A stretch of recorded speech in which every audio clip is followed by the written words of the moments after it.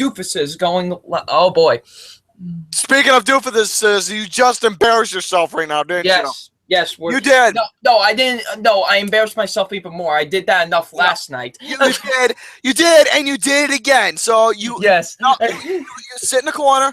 Sit in the corner. You sit in the corner. You guys sit in the corner. You sit in the corner for yeah, that's right. You stay there for about at least 2 seconds. Okay, 1, 2, 3. Okay, your time. That was 3 seconds though. Well, still, it was 3. Still, doesn't matter if it was 3 seconds or not. Okay, Gary, calm yourself. Gary, remember what we told you. Remember. I know. Breathe in the dick, okay? Not breathe it out.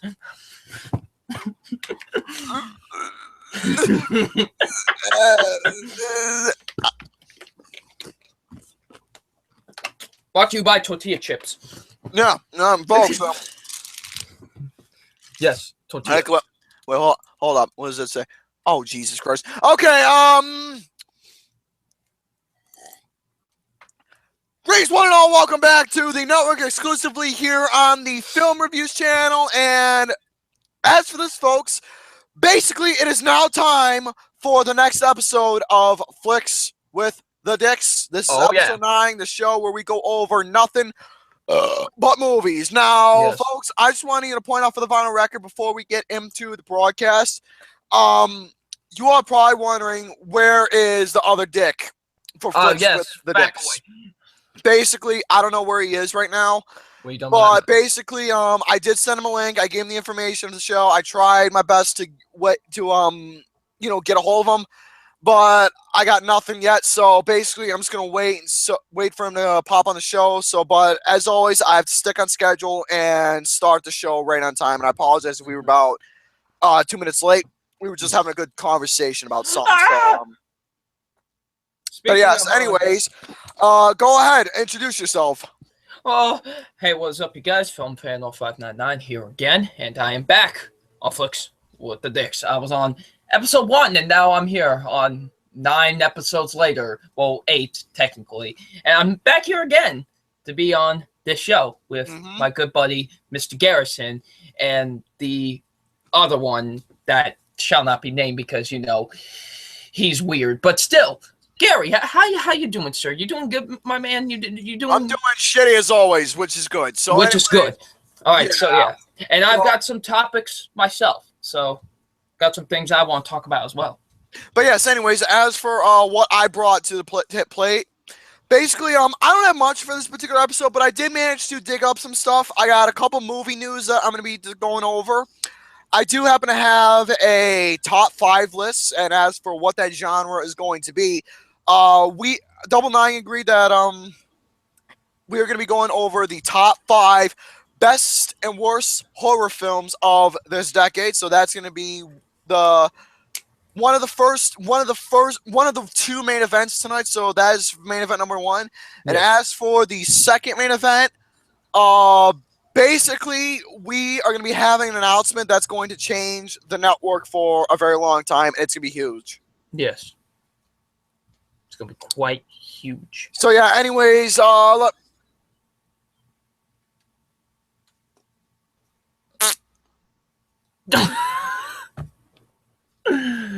Oh, man. You let out a nasty fart last night. You don't need to let out another one. Where were you? I'm using my computer and not the other one. Where were you? I just told you. No, fuck the computer. Where were you? I have to use this computer. Where it took me a while to sign on. You? Did you not hear what I just said? Yes, I know about the computer, but that doesn't answer my question. Where were you? Trying to sign on. Where were you before that? No. You know what? I don't know why I'm asking. Children. I know the answer. I know it. But so be it. You're late. This is what a transsexual couple looks like arguing. But anyways, folks, I already did my part. So before we even do the show,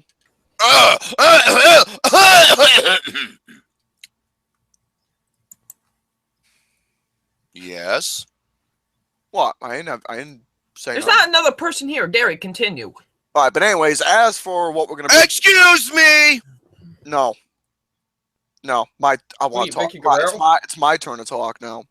Bullshit. It's my turn now. No, fuck your turn. It's not your turn to talk. My turn. But anyways, as I was saying, no, fuck up.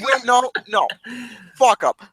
Anyway, welcome to episode number 9, ladies and gentlemen.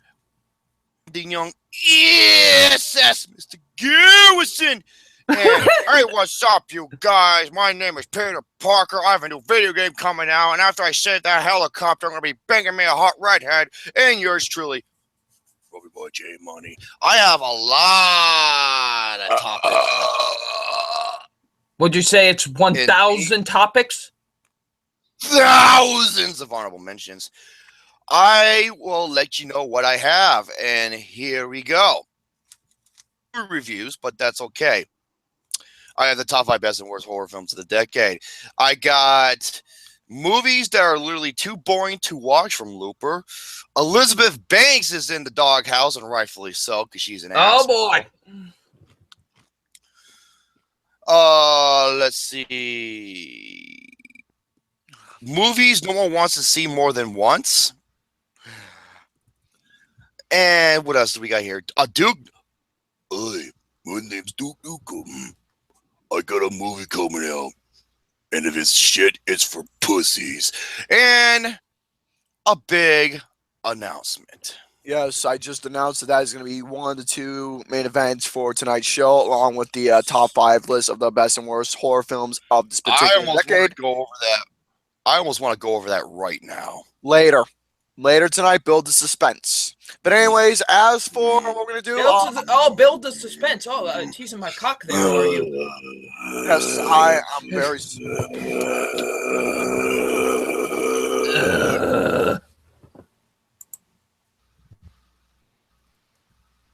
And by the way, I'm not looking at this the live chat or anything, and I'm doing this completely blind. I don't see Gary, nor do I see Double Nine, because I have to do this audio only because I'm on my computer. As for who's in the chat right now, it's not really a full crowd yet. All we got is the Bleach Boy, Drink Me. We got Super Mario. We got CA Cougar. We got Mama K. We got Justin, and we got Ben Wilner. Okay. So yeah, not really a full house yet, which is usually a normal thing. But anyways, as for what we're going to be talking about, I always let the guests go first for what we're going to be going over. So yeah, Double Nine, go ahead, bring us what you have tonight for us, good sir. I got 4 topics. Good to know. Okay, next guy. All right, Fat Boy, what do you have to talk about tonight? Okay, Double Nine, I'm sorry, it's your turn. See, I got 4 fingers for 4 topics. See? Yes, you do. You have 4 fingers? What are you, a Simpson character? Yes, I am. I'm the guy that works for Mr. Burns. Mr. Smithers, you look like Mr. Burns. Mr. Burns. You want to know what it looks like? You want to know what you look like? You look like if Mr. Smithers had a child and he was a hippie. Yes. Oh my God, you fucking asshole. Okay, okay. Funny thing is, Ben, he said, "Oh my," an announcement. Gary gets laid by an Asian babe. That's one of the main announcements a lot of people's been guessing. Unfortunately, it's not. Unfortunately, though, it wouldn't affect the network, but it would change my life personally. Oh, it would. But sadly, it's not going to happen. But go ahead. Alrighty, so the first topic is the movie review, ladies and gentlemen. Well, I saw the movie about a week ago, but I already kind of did a review for it on my channel. But you want to know something? Let's talk about it again, because this movie is worth talking about. It's Pink Flamingos, isn't it? Yes, it is, Gary. Fuck up. No, it is A Cure for Wellness. Now, the main plot of this movie is basically about Dane DeHaan's character. He has to, go and get this guy for a really important business thing. And he gets into a car accident, and now he's staying at this facility. And he starts unraveling some things that are happening in this facility. Now, this movie was quite the interesting movie. Let's just say that. This was very, very interesting, and I quite loved it a lot. Actually, I really Good thought boy. this was really quite the movie. Like, this was one of the most unique movies I think I've seen all year, to be honest. It's quite interesting. Sure, we've seen somewhat of this concept done before. Shutter Island is a pretty big example of that, but that doesn't take away from this movie. This movie has some really great acting, especially from Dane DeHaan, who I think this is probably his best performance since Chronicle, to be completely honest with you. He was really great in this movie.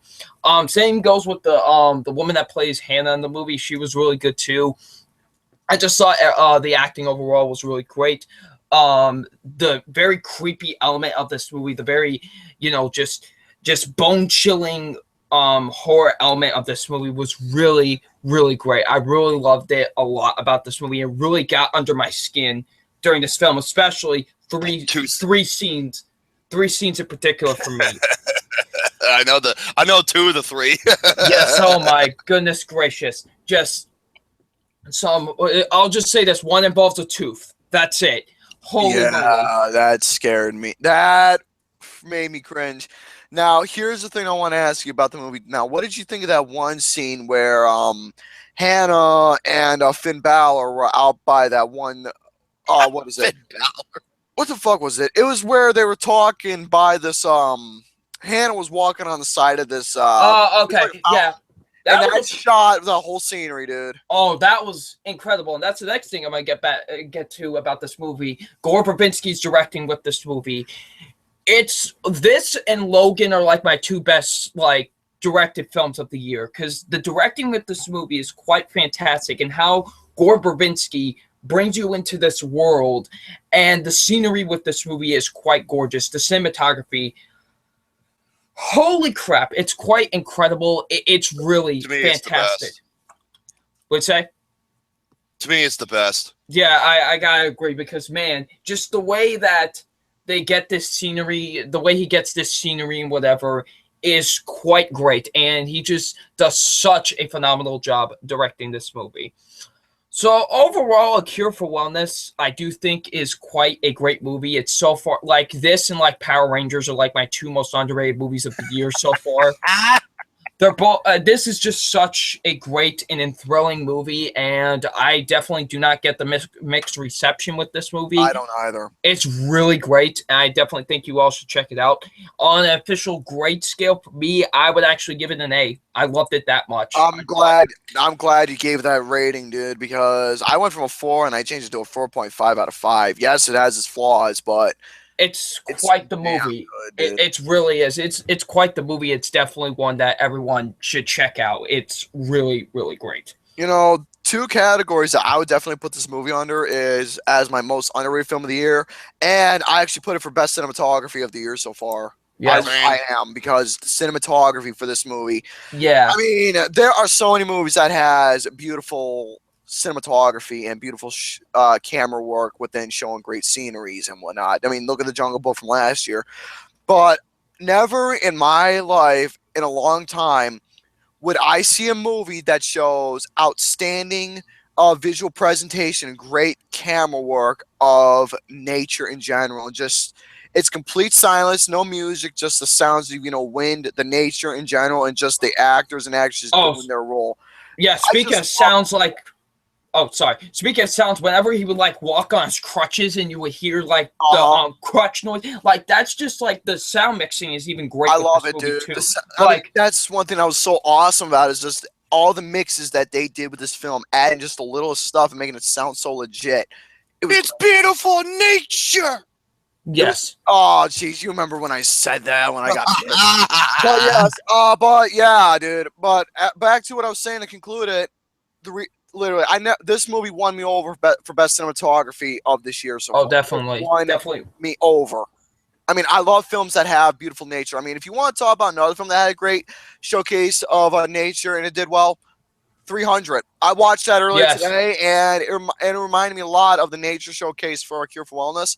300 is another good movie that does that. We know why Luke. We all know why Lucas lost that movie. Oh, a bunch of shirtless men, right? Oh man.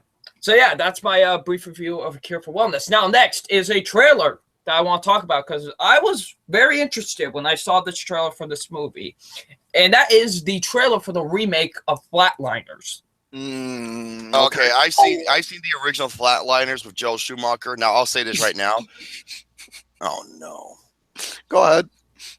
Joel Schumacher. Thank you. Thank you. I'm happy. Go ahead. I'm sorry. I'm a bad person. I know. Go ahead. I know. I'm sorry. Go ahead. Oh no! Jerome was about to say something about the original Flatliners or whatever. The original has a great premise and a good cast, but the reveal was pretty fucking dumb. Yeah, that's all I'm gonna say. Well, go ahead. I'll be right back. Yeah. And, Joel Schumacher, even though he created the worst movie ever made, he's made some solid movies in the past. Like, I think Phone Booth is probably his best movie to me. So, yeah. But he's not coming back to direct this remake and whatever. Now, when I heard the concept of a remake of Flatliners, I was actually quite interested because, with the updated technology and whatever, I think they could do, honestly, probably much better with this. And by the looks of this trailer, I'm actually quite looking forward to seeing what they do with this movie. Now, if you don't know what Flatliners is about, it's basically about these people that will die for about, I want to say, will try and die for say about a minute or two or whatever, just to see if the afterlife and whatever. And when they come back, they're much smarter, they're much different. And the more they keep on doing it, the more consequences are going to come from this. And I'm very interested. What'd you say? Nothing. Okay.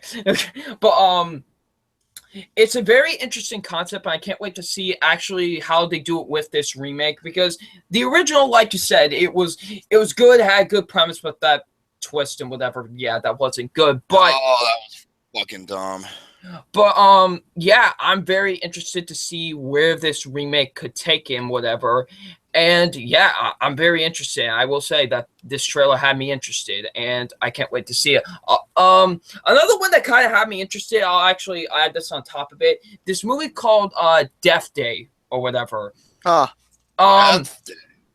Now, when I heard the title of it, I was like, "This, all right, whatever." But the movie has an interesting concept. It's about a woman who goes to a party. Yes, who goes to a party one night and gets killed. But here's the thing: her day restarts once she gets killed. Sounds like Exit Tomorrow, yeah. So now she's got to basically find out who this killer is. And, each time if she fails, say she gets killed, it restarts and restarts and restarts until she can figure out who this killer is. So I'm quite interested to see where they could go with that movie as well. Sometimes horror movies can have really great premises and they could turn out to be really crappy. But, hopefully this is good. I really hope this is a good movie. This reminds me of a mix between Source Code, Groundhog Day, and Exit Tomorrow. Yes, Now, you said this is supposed to be a horror film. This sounds more like it's going to be more like a mystery film, like a dark mystery. And it went silent after I said that. Lovely. It definitely does have. It's very, very. Sorry, I was looking at the group chat. I was trying to follow on with that as well.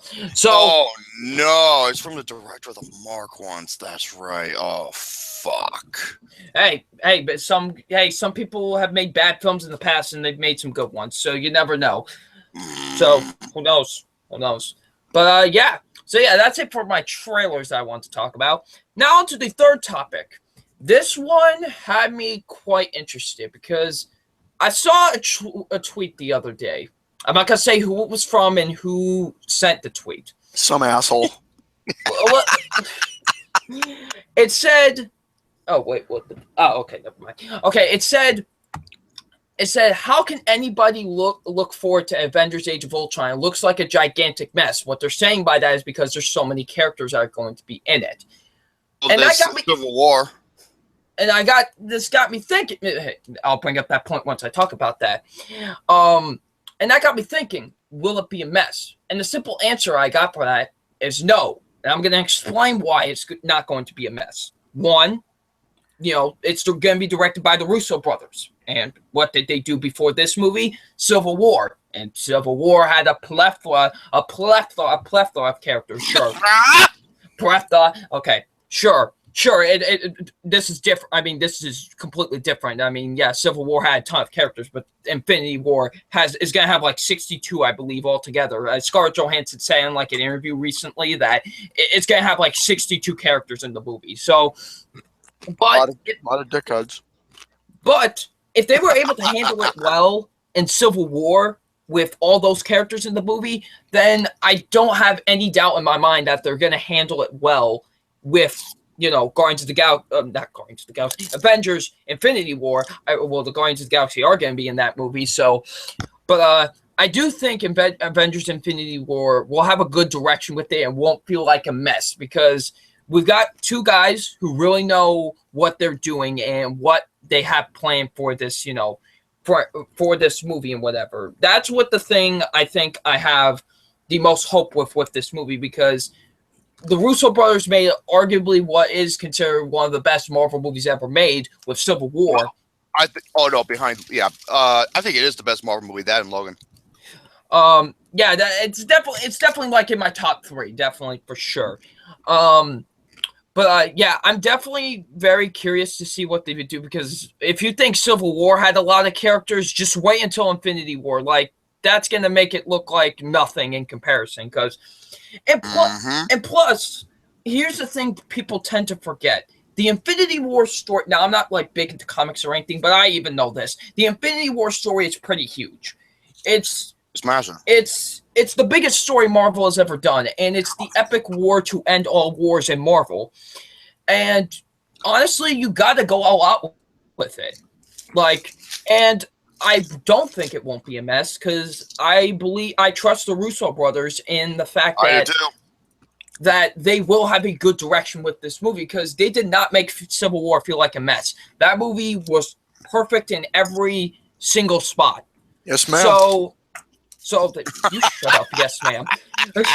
But so there's no doubt in my mind. I do think that they will do a great job with Infinity War, and I'm very looking forward to it a lot. It's one of my most anticipated movies of next year, and I cannot wait to see what they do with it. So yeah, so my simple answer to that is no. I don't think it won't be a mess because I really do think the Russo brothers have a very great sense of what they are going to do with Infinity War. So there you go. Sounds good, sweetheart. That's my third. That's my third. Well, I'm not doing that. That's my third topic. Now, on to my fourth and final topic. Double Nine, for some reason, every time you talk, you just make people hungry. Yes. It's a good thing, because I'm eating, he's eating. Double Nine. Okay, so, a while back, in the galaxy far from fuck it. So, I saw a Cookie Monster. Fucking Cookie Monster. Well, cookies are delicious, so I can't blame you. So C is for cookie. Yes, it is, and C is for cock. Oh wait, what? So yeah, it's good enough for you. You shush it. Now. Oh, you read into that one. I did indeed. Number four topic. Well, quit interrupting me, and maybe I will get to it. I'm just eating. Okay, so now, a while back, I told a couple of my friends this about a dream Batman movie that I had.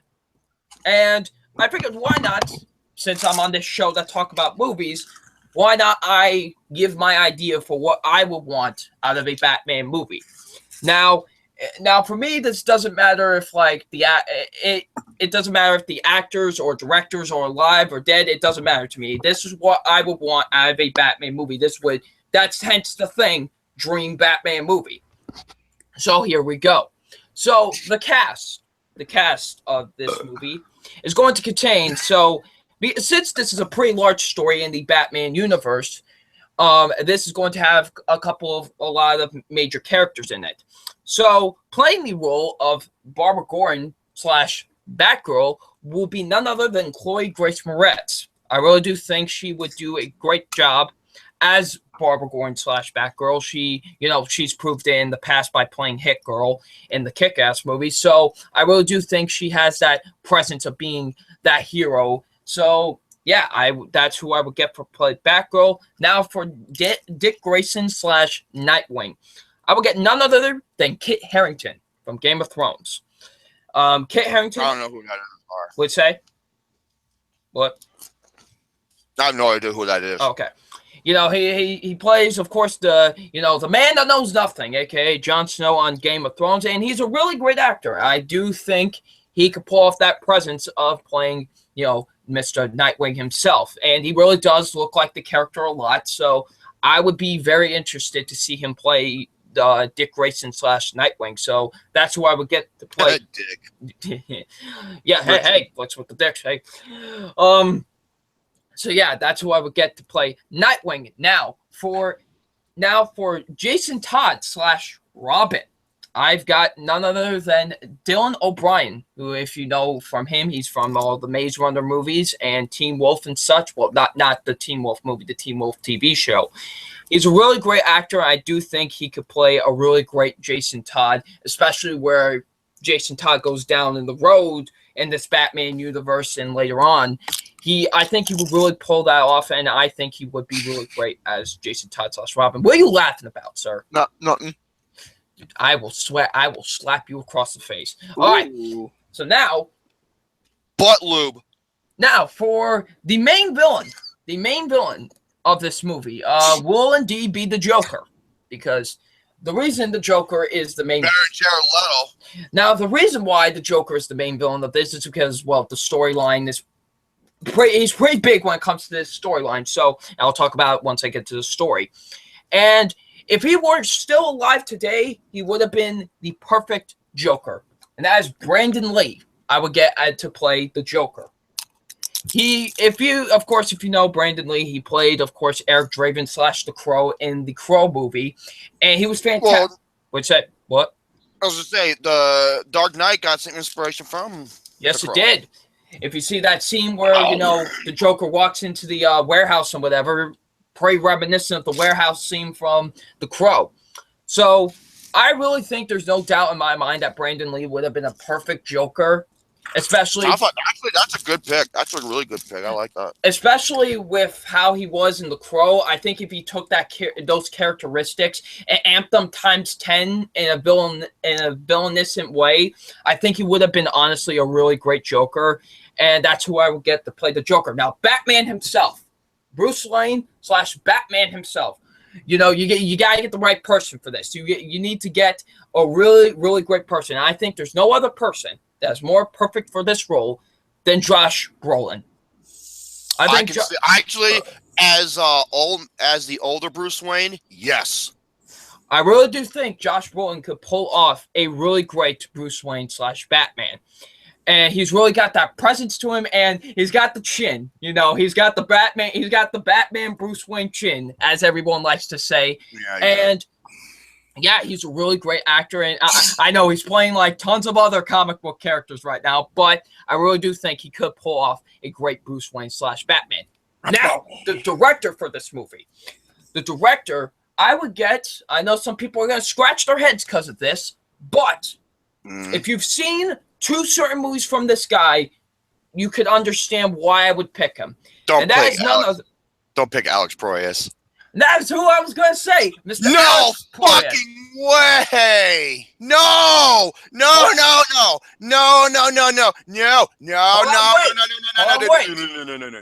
This is before Gods of Egypt, okay? Before Gods of Egypt. Let's pretend that never existed. My head itches. Before. So does mine, but not the top of my head. Hey, now, let's pretend Gods of Egypt never existed before that. Okay, let's focus when you had The Crow, Dark City, and iRobot. Let's focus on those movies. So, if you've seen The Crow, he knows how to make a very dark and mysterious world. And if he could somewhat bring that scenery to a Batman movie, he would honestly, I think, would be the perfect director for it, because what he was able to do with The Crow and Dark City, really making a kind of like a dark, dreary atmosphere and whatever, I think he would really do a fantastic job with that, with a Batman movie. And yeah, there's no doubt in my mind of who I would honestly, before Gods of Egypt, would get to direct this movie. So yeah, Alex Proyas, I would choose to direct. Now the story for this movie, this is based on a very, very popular comic book amongst the Batman universe. And that is The Death of Jason Todd. That's the comic book. That's the story that this would be. That whole storyline with the death of Jason Todd. And of course, if you know what happens in that story and whatever, Jason Todd gets, captured and whatever, and Joker just mutilates him. Just like beats the holy heck out of him with a crowbar and, just tortures the poor kid. And, obviously it's in the title of the, comic book. Jason Todd dies because Batman was too late to save him or whatever. And honestly, I really want to see that. I mean, they already did that with Batman Under the Red Hood, but I would really love to see that in a live action form. Oh, wait a minute. Sandy Cougar says, well, it's better than pretentious whining riff. No! Hell no! I don't want him anywhere near fucking Batman. He sucks! Oh, man. But I do think the... Pretentious, yeah. Him and Chris Fuckman can go bang each other in the ass for all I care. Chris Fuck. So it would be that story, and also not only that, but like I want to say the beginning of it would be that story, and then the rest of the movie would be the Under the Red Hood story, where it's where we see Jason Todd become the infamous Red Hood and everything. If you've seen Batman Under the Red Hood, the animated film, which I consider to be DC's best animated film and just the best superhero animated film in general. It's quite fantastic. You should definitely give it a watch. It's really, really great. And I really do think that character arc of Jason Todd turning into a villain, into the Red Hood, is actually quite fantastic. I would love to see that be brought onto a live-action screen. So, yeah, that is my Batman movie. It would be called Batman. Good shit, man. Or, as my film, Romy, Under the Red Bed Sheets. Yes. Oh man, so yeah, that is what I would do as a Batman movie. That would be my dream Batman film. How wonderful and amazing that sounds. But man. But man, not funny. I'm kidding. It is. Shut up, asshole. Shut the fuck up. Shut the fuck up, asshole. Dickhead. Shut the fuck up. Shut the fuck up, dickhead. Fuck face. Fat ass. Stop. Mama, this computer. Mama said stop fucking cussing. Well, oh, you got the sound bites. Well, fuck me. I am so sorry. God damn it.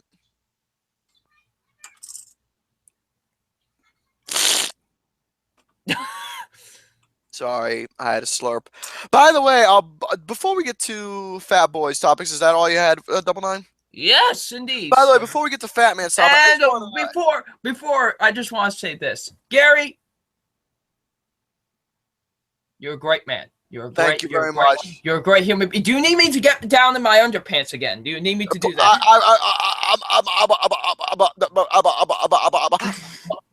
No. All right, I'll take that as a no. No. Fuck me, man. Oh, Jesus.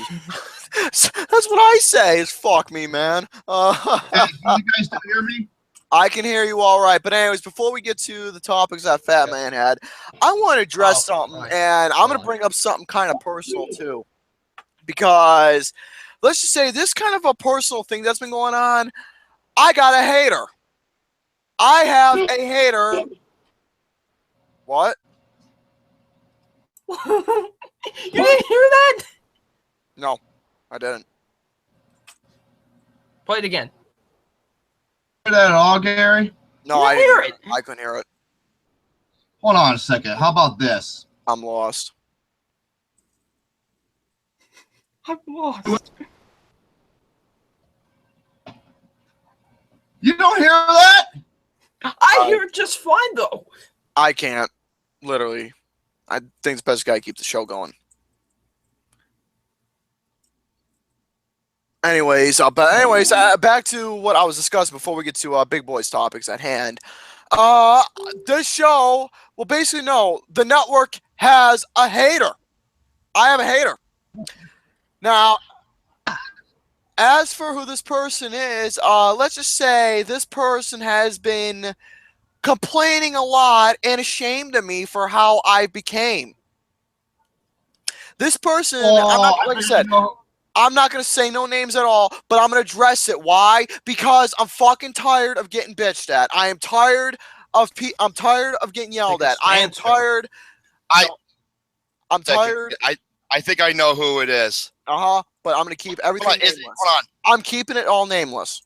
Look in the group chat. God damn it. Is it him? No. Oh my God. Oh boy. Oh no. Okay. Now I just want to say this right now. It's for this person. It's not nobody in the chat. It's not nobody in the network. It's not nobody on the stream. It's nobody at all. I mean, everyone who are the supporters of the network, who understands the appeal of what I do, who understands the appeal of what I do with these guys, the girls, guys, whoever comes on with the network, everyone who understands. Yes, the show has language. It may have some. It has language. It has foul, vulgar language, that involves a lot of cuss words. Yes, but that's how I do things here on the network. So I just want to say this right now. For this person who I know personally outside who is a hater, I'm going to say this right now. If you don't like the content that is posted within the channel, don't watch my stuff. Don't watch it. Don't be complaining. And don't even bother coming to me personally or saying to anybody who I know personally and talk shit behind my fucking back and say shit about my channel, about my friends, and about me. I want them to talk to me personally because I know how to handle them. So for this person who is talking shit all the time to my channel, to me, and saying all this shit, not saying it to me face to face, then you're a coward. Oh, you're a disgrace. You're shit. You should be ashamed of yourself. Blah, blah, blah, blah, blah. Well, look at this way. Yeah, I do shit. I swear. I make jokes with my pals. But here's the thing, though, this person doesn't understand. I have fun. I'm allowed to have fun, swear. I have fun. I am allowed to, be with my friends, have fun. When I post videos, yes, again, it involves swearing. It involves a lot of vulgar stuff. I get it. But just because that has evolved, that doesn't mean that's not how I am in reality. So for this person to say, oh, this is now your life and everything that you're going to be doing this stuff, your people is going to be ashamed and everything. Okay, where's your facts? Just because, you're sharing stuff to people, just because you are saying stuff about my stuff, sharing it to personal folks that I know and talking shit. Here's the thing, though. Joke's on you. They know the stuff I do. They're well aware of my friends. They're well aware of what I do. They're well aware of my stuff. Gary, it's like I said before. Send them to me, please. Because I love it. I love it. So I'm just gonna say this right now for the mother. So I love dealing with those type of people because I know how to have fun with them. So as for this person who wants to continue hating on my channel and not shut up about it, come to me, please. Yeah, go talk to him. I'm saying it right now. If you have problems, go talk to him. It's the God's honest truth. Go talk to him because I've been fed up. I've been done with this bullshit. It's same old, you turned into an asshole. You've done this, you've done that. It's just blah, blah, blah words that I'm tired of hearing all the this time. individual is the biggest asshole of them all. So for as for these particular groups of people who wants to keep hating on my stuff, keep saying it. Because it's just words to me. That's all it is. It's just words. And I know how to throw words back in such the most fun way. And I'll give you an example. You remember when Rodney unblocked me and talked to me, and within 10 minutes he blocked me back again, and I was having the time of my life. But yeah, I just want to say this right now. For this person who I know personally, outside the internet, made my life a living hell. Let's just say these groups of people always made my life a living hell. And if this, and you know what, I'm at the point where, you know what, I don't care anymore. But I just want to say this right now publicly for those who want to hate on, not just those people who are hating on the channel, but for anyone in general who hates on the network in general. Okay, you don't like the content, it'll offend you. But guess what? How about you have a thing called common sense? Excuse me, I'm sorry, you don't have any because you're still complaining about my channel. So if you don't like what I do, then don't watch it. That's the common sensible thing to do. Don't watch it. Don't make a big fuss about it. Move on with your life. That's it. Ignore what I do. Don't watch. Don't subscribe. Don't even bother giving me the views. But, oh, by the way, speaking of that, for those who complain... No, actually, no, give us the views. Actually, no. For those who are, clicking on my video, thank you for your views, because you're just giving me a much more... you give me much more support than I'm already asking. So thank you for your views. But if you're gonna hate on it, then don't watch my stuff at all. That's simple. Okay. Hey, Gary, I'm not cutting, am I? No, you're all right. Look at you. Look at the review of Fist Fight. It's at 11,000.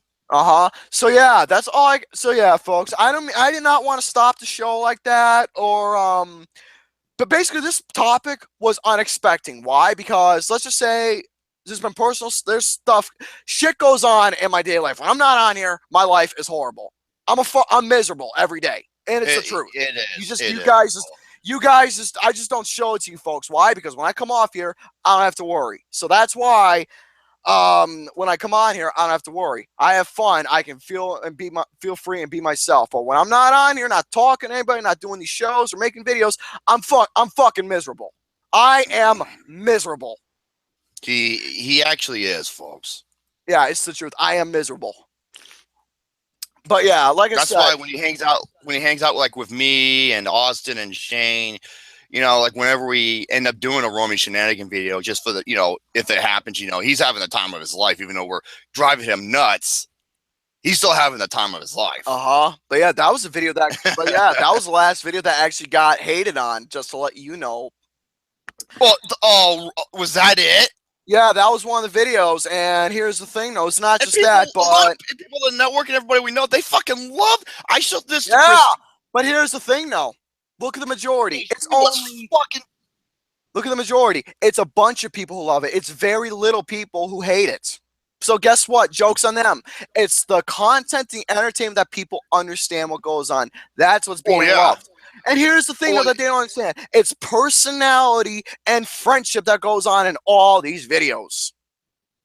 Christine says, I can make you happy. Oh my God, Christine, me and Gary were on a Skype call, and Christine was making Gary like literally crying with laughter. Oh, she was hysterical. And also, like, I showed Christine the video of Romy and Austin drive Gary insane with the sound bites, and Christine was fucking cracking up.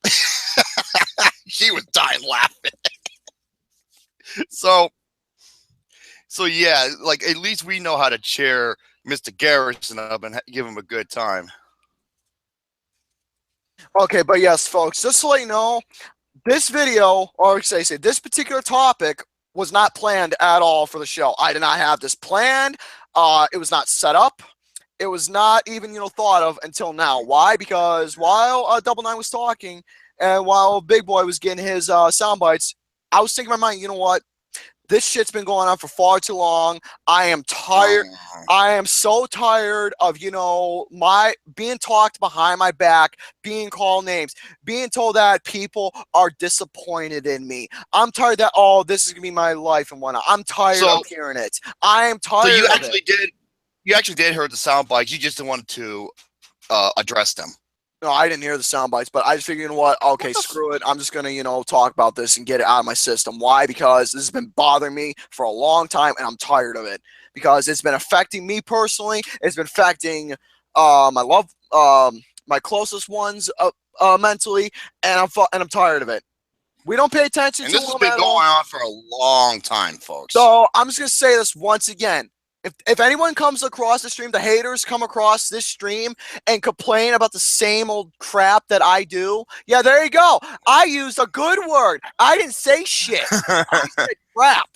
That makes you feel better. Christine says, "I love you, long time, Gary." But yeah, I just want to say, Christine. Why couldn't it be more people like Christine in this world? Tell that to the but no joke, folks. The women in this town. I need to make a cloning machine and clone more Christines because they make the world a better place. Yeah, it's true. But yeah, I just want to say right now, for anyone who wants to come across the stream and complain about what I'm saying on here, guess what? I'm gonna literally tell Big Boy. If you want to talk to someone, go talk to him. Please talk to me. I love talking to strangers. Because, like I said, I promised I wouldn't get my close friends involved, but it's reached my point to the point where... Dude, I've been saying this for a long time. Gary, let me talk. How long have I been guess saying what? this Now to it's you? going to happen because it's getting old. Twist my nipples, It's getting old. It's literally getting old because all these people who are... all these haters who are hating on my channel and what I do, just because, yeah, I'm not making a life for me. It's just something I do for fun. It's something I love to do. The reason why I make videos and do streams is because it gets away from my troubles. That's why. Understood. But yeah, I just want to say it right now. For anyone who wants to, complain about the swearing, who wants to complain about it. Now, here's the thing, though. I did plan on doing for the network, just in case. I am planning on adding viewer discretion as advised. Why? Because that's something I wanted to do on my own personal behalf. So basically, before each video on the network, I'll add viewer discretion as advised will contain vulgar language, blah, blah, blah, blah, blah, so no one can get offended. So basically, that will be happening. That's something I decided on my own and just, a way to end the controversy in a way. So I'm going to add that for the network, not for the Film Reviews channel, but for the network in general. On the film reviews, but hey, I'm not gonna do that bleeping stuff. I'm not gonna do that. I'm just gonna add the viewer discretion as advised in the beginning of the video before you watch. So. Okay, Patsy Man, listen to this. Ready? Viewer discretion is advised. There you go. I'm gonna have that. Send it to Gary, and you're good to go. Oh, speaking of cuss words, we got goddamn, we got ass, we got asshole, we got bitch, we have crap, we have fuckface, we have fuck, we have cocksucker, we have motherfucker, we have fuck, shit, cock, pussy, ass, damn, bitch, hoe, whore, slut. By the way, I'm gonna say this right now. Fine. Okay, you know what? I got an idea. Let me bring out my little speech here about swearing. Okay, where's my notes? Here it is. Okay. Is it from the Degeneration? Hold on a second. Let me read it here. We will no longer use the words fuck, shit, bitch, goddamn, Jesus Christ, and we will have any less dick references. Excuse me. We will have God less... damn it, that's not dick. Shut the fuck up. I'm sorry. But yes... Well, fuck. But excuse me. We will have less penis references. That's all I got to say. And the words we will use is ass, damn, hell, and bitch. There you go. Those are the only words we'll be using from now on, along with the words cocksucker. There you go. Speaking of bitch, where's Lacey? Come here, Lacey. Well, it's a female dog, so obviously. But yeah, folks, for the swearing. Just because, we do it on a channel doesn't mean that's not how I am in reality. Because in reality, I'm miserable. So there you go. But yeah, folks. I like to say this to the haters. Go ahead. Motherfuck the fucking fuckers. All right. That's unfortunate. But yeah, folks. Again, I apologize if I had to take up a good portion. But yes, I apologize if I had to take up. What? Did you hear my mom? Like I said that, my mom's like, "Nice words, Jerome." Great. But yes, folks, again, I apologize that I had to, bring up something like that unexpectedly because this is something that's been going on personally and I've been tired of it. And I'm tired of being stressed about it. I'm tired of the cared ones I have being stressed about it. I'm sick of it. I really am. But there are two cuss words I never say. Yeah, and we don't use those words at all. We don't use the F word for the homosexual. Oh no, okay, I'm sorry, three of them. Yeah, the FAG word. We don't say that. We don't say the N word. We don't say that. Oh, did you ever call Puerto Rican the N word while he was tossing your salad? We don't say that. And well, you say it every now and then. It's the C word. It's only once in a while when I say it, because I only use that word. C-N-T. Cog is one thing. C-N-T. No. Once in a while is when I say that word. Just once in a while, but I only use it when it's like occasionally, like in a review or something. But yeah, that's all I got to say about that. But for those haters, if they want to continue on, hey, you're just driving me away personally more and more and more. And if you got a problem, just don't watch my stuff. It's not that hard. But yeah, like I said, I apologize to all the folks in the chat. I apologize to everybody here. This was something I had to bring up personally, and I had to get it off my chest because I'm tired of it. So yes, let's get back to the main topic at hand, and I believe it is your turn, big boy, that you had to go over your topics.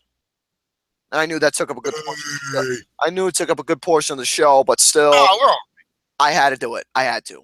Unexpectedly, I had to. But go. Okay, that one movie reviewer said something funny. He goes, make Grace Randolph start a petition on this channel to make it safe for kids. Yeah, Grace PG-13 Randolph. Well, if it'll make it, you want to know something that'll make it better for PG-13 for kids? I'm going to be having the viewer discussion as a Vice thing in every. She's a hack. She is a con artist, man. Oh, Batman v Superman. Let's go after the critics on Rotten Tomatoes because there's something going up. Yeah, Wonder Woman has a 93% rating, and it's held as one of the best superhero films. Get the fuck out of here, you stupid bitch. All right. Gary. We have to go over topic about films make people sleepy. I'm back.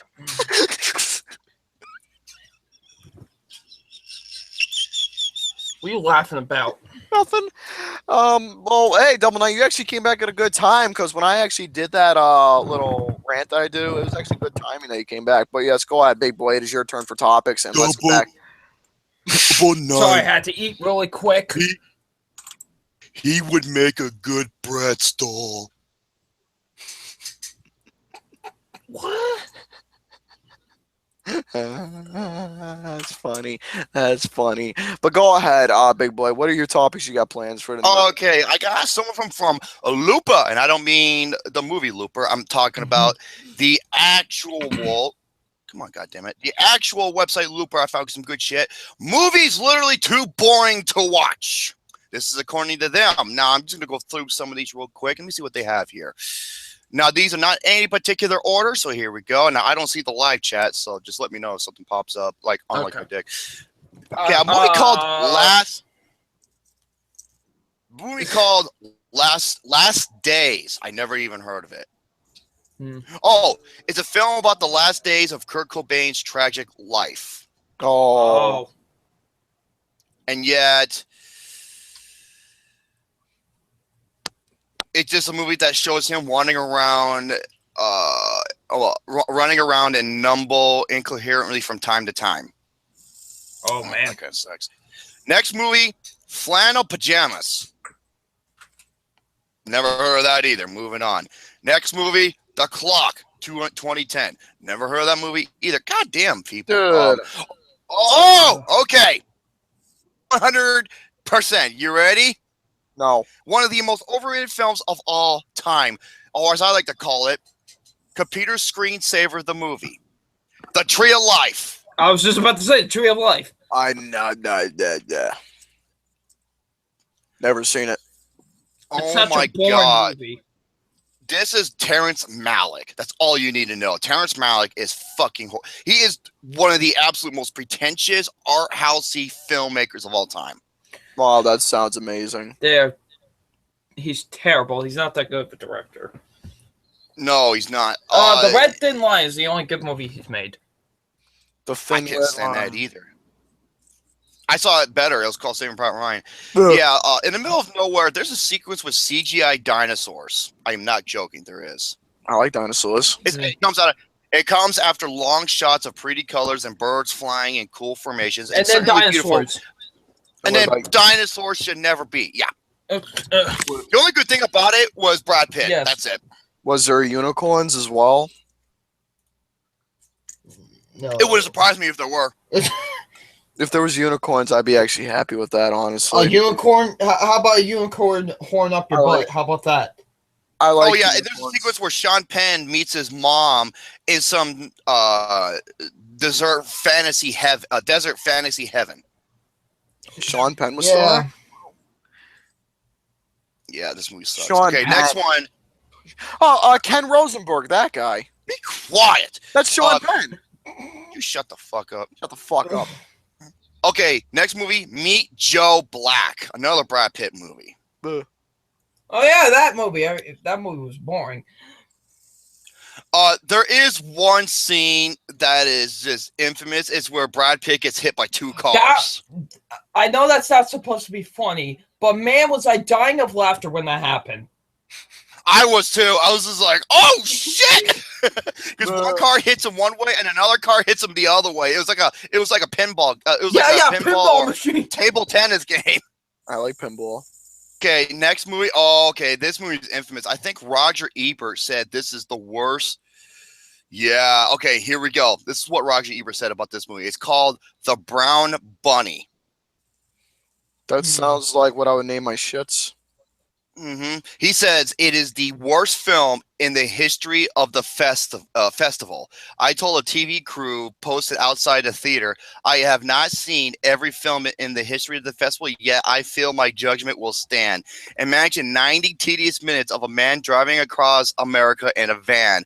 Imagine a long shot of the Bonneville salt flats where he races a motorcycle until he disappears as a speck in the distance, followed by another shot in which a speck in the distance becomes his motorcycle. Imagine a film so unendurably boring that at one point when he gets out of the van to change his shirt, there is an applause. So yeah, Gallo, the guy who starred and made this movie, he began to acting like a total asshole because he attacked Roger Ebert and called him a fat pig with a physique of a slave trader. Sorry. Oh man. And you know what Roger Ebert said in response? It is true that I am fat, but one day I will be thin, and he will be the director of The Brown Bunny. And you know, the truth is, he actually lost a lot of weight before he ended up having thyroid. Oh, man. And then Gallows said this. Gallows said he hopes Roger Ebert would get cancer and die. Wow, dude, that's Wow. fucking mean. And look what happened. Well, look what he got. He got his wish. And no, he also said that he put a similar hex on Gene Siskel, and he passed away to brain cancer. Damn, dude. Oh boy. Yeah, great job, Gallo. Great job. You really show your enthusiasm, you piece of shit. Let me see what else is on here that you I forgot might have. I forgot what this list is about again. The rest of the movies you probably never even heard of, so I'm just gonna move on to the next one. Yeah, because this list is kind of. That's the only few films I'm aware of. Okay. Do you want to see? Let's talk about Elizabeth Banks, shall we? Oh, boy, dude. her. Let's see who this bitch That is. dummy. Okay, this dumb bitch had the nerve to say Steven Spielberg never made a movie with a female lead. I'm thinking to myself, Hold up a second. stars two of the greatest debut female performances of all time. Yeah, that movie's known as The Color Purple. That movie's a genuine masterpiece, too, dude. That is a masterpiece, sir. It is. I mean, What movie? also Drew Barrymore. She was one of the main characters in E.T. Jurassic Park starred. What was the two kids? One of them, the young girl. I forgot about her. Yeah. Yeah. See, What? here's The the thing about- BFG. Yeah, that little. Yes. What's that That little. little girl's actress's name? I forgot the name of the character. Was it Maggie? I forgot what it was, but it was. What was her? Main character in the movie. Yeah. Was So she trying to bullshit? So as for Banks, before she even bothers opening her mouth and start talking shit, why don't Get she get your her facts facts straight. right? Why don't she do Yes. that first? Dummy. What? Back up. What? What? Well, Oh no, it's cutting out, sir. You're cutting. You're cutting, bad boy. how about now? Oh, you're better. Yeah, some fucking thing was playing over me. Okay. My finger smells. Give me a second here. I didn't do it. I'm sorry. But yeah, Elizabeth Banks I'm just gonna say it one more Yeah, time. she was, but she did make an apology because she's so fucking stupid she can't get her goddamn facts straight. She should have done that first before she even said anything. So yeah, she did say she apologized, but yeah, why is she the best thing she should have done was just not say anything at all, and she wouldn't have gotten herself in trouble. Yeah, not she, that was, hard. Let me go to yeah this. she was trying to pull some feminist bull crap, and she got her ass on for it. How pathetic. Oh, speaking of feminist bullcrap, I am not kidding when I heard this. Hillary Clinton compared herself to Wonder Woman. Get out of here, Paul.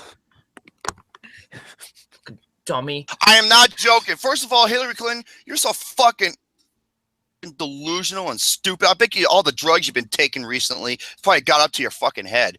All right. Hey, unlike Wonder Woman, at least she didn't have to get detained after she. Hey, man, at least Yeah. At least she didn't have to And get no detained. joke, when she lost the presidential election, she had to be sedated and detained because she went into fucking Hulk mode. That's actually quite funny. It really is. Okay. Yep.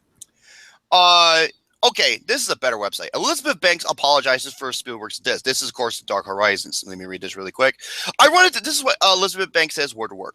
I want to be clear from the start that I take full responsibility for what I said, and I'm sorry. When I made the comments, I was thinking of recent films from Steven Spielberg that he directed. Yeah, recent. Oh, the PFG.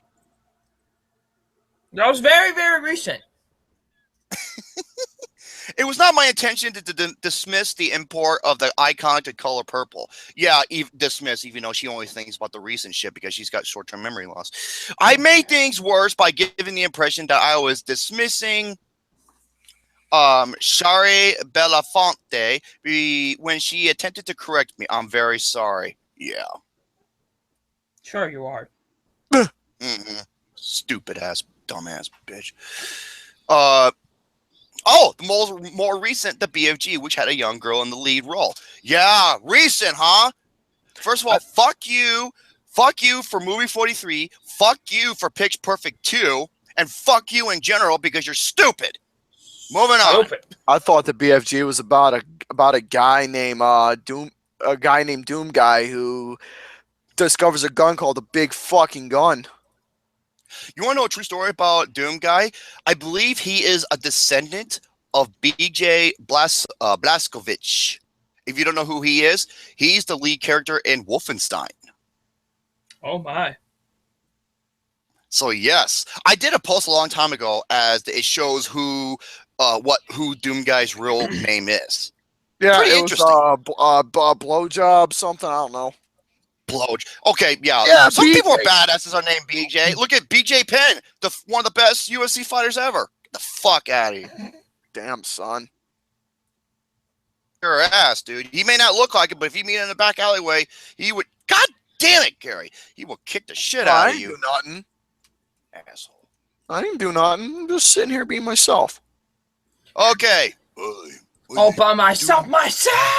I'm gonna go boom that off in your ass. Duke Nukem film adaptation is still moving forward. Thank you to Mr. Super Mario Final 3 for that. Speaking of Jeff Keighley, aka pencil neck dork, I don't like him, via YouTube Live at E3 this past week. The only good thing I like what he is when he defended video games against that one dumb bitch on Mass Effect. Gearbox Software CEO Randy Pitchford offered an update of how the adaptation of some of their titles like Borderlands and Duke Nukem are progressing. Not much is happening with the former, but Pitchfork said the letter is processing well. And he says, and I quote, "We're working on Duke Nukem. I can't announce it, but it's blown my mind. There's a lot of production companies have come at us. We're putting together a deal right now with a major motion picture studio. I will tell you off the record if you want to know. It's the exact right people that should be doing a Duke Nukem film, and we'll see what happens. It's unbelievable. I think that is very likely a thing." What are your thoughts? Exactly. Motherfucker! I've got no thoughts because I've never played the Duke Nukem games. Just don't play Duke Nukem for. I hope this movie doesn't take 12 years to make, like their other shit. Oh, another thing, Michael Bay. Oh Jesus. Michael Bay, Transformers 5 is going to be his final no, it's going to be his final one. What he said about the fifth one, that's what he said about the fourth one, and that's what he said about the third one.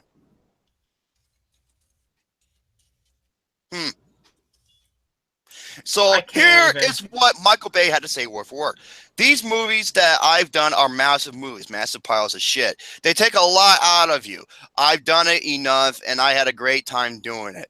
I'm going out with a bang on this one, and I feel like you're gonna go out. Wait, you're gonna go out while you're ahead. What? Wait, gotta go out while you're ahead. What? You mean like walking out of the theater because it sucks? Oh. You know.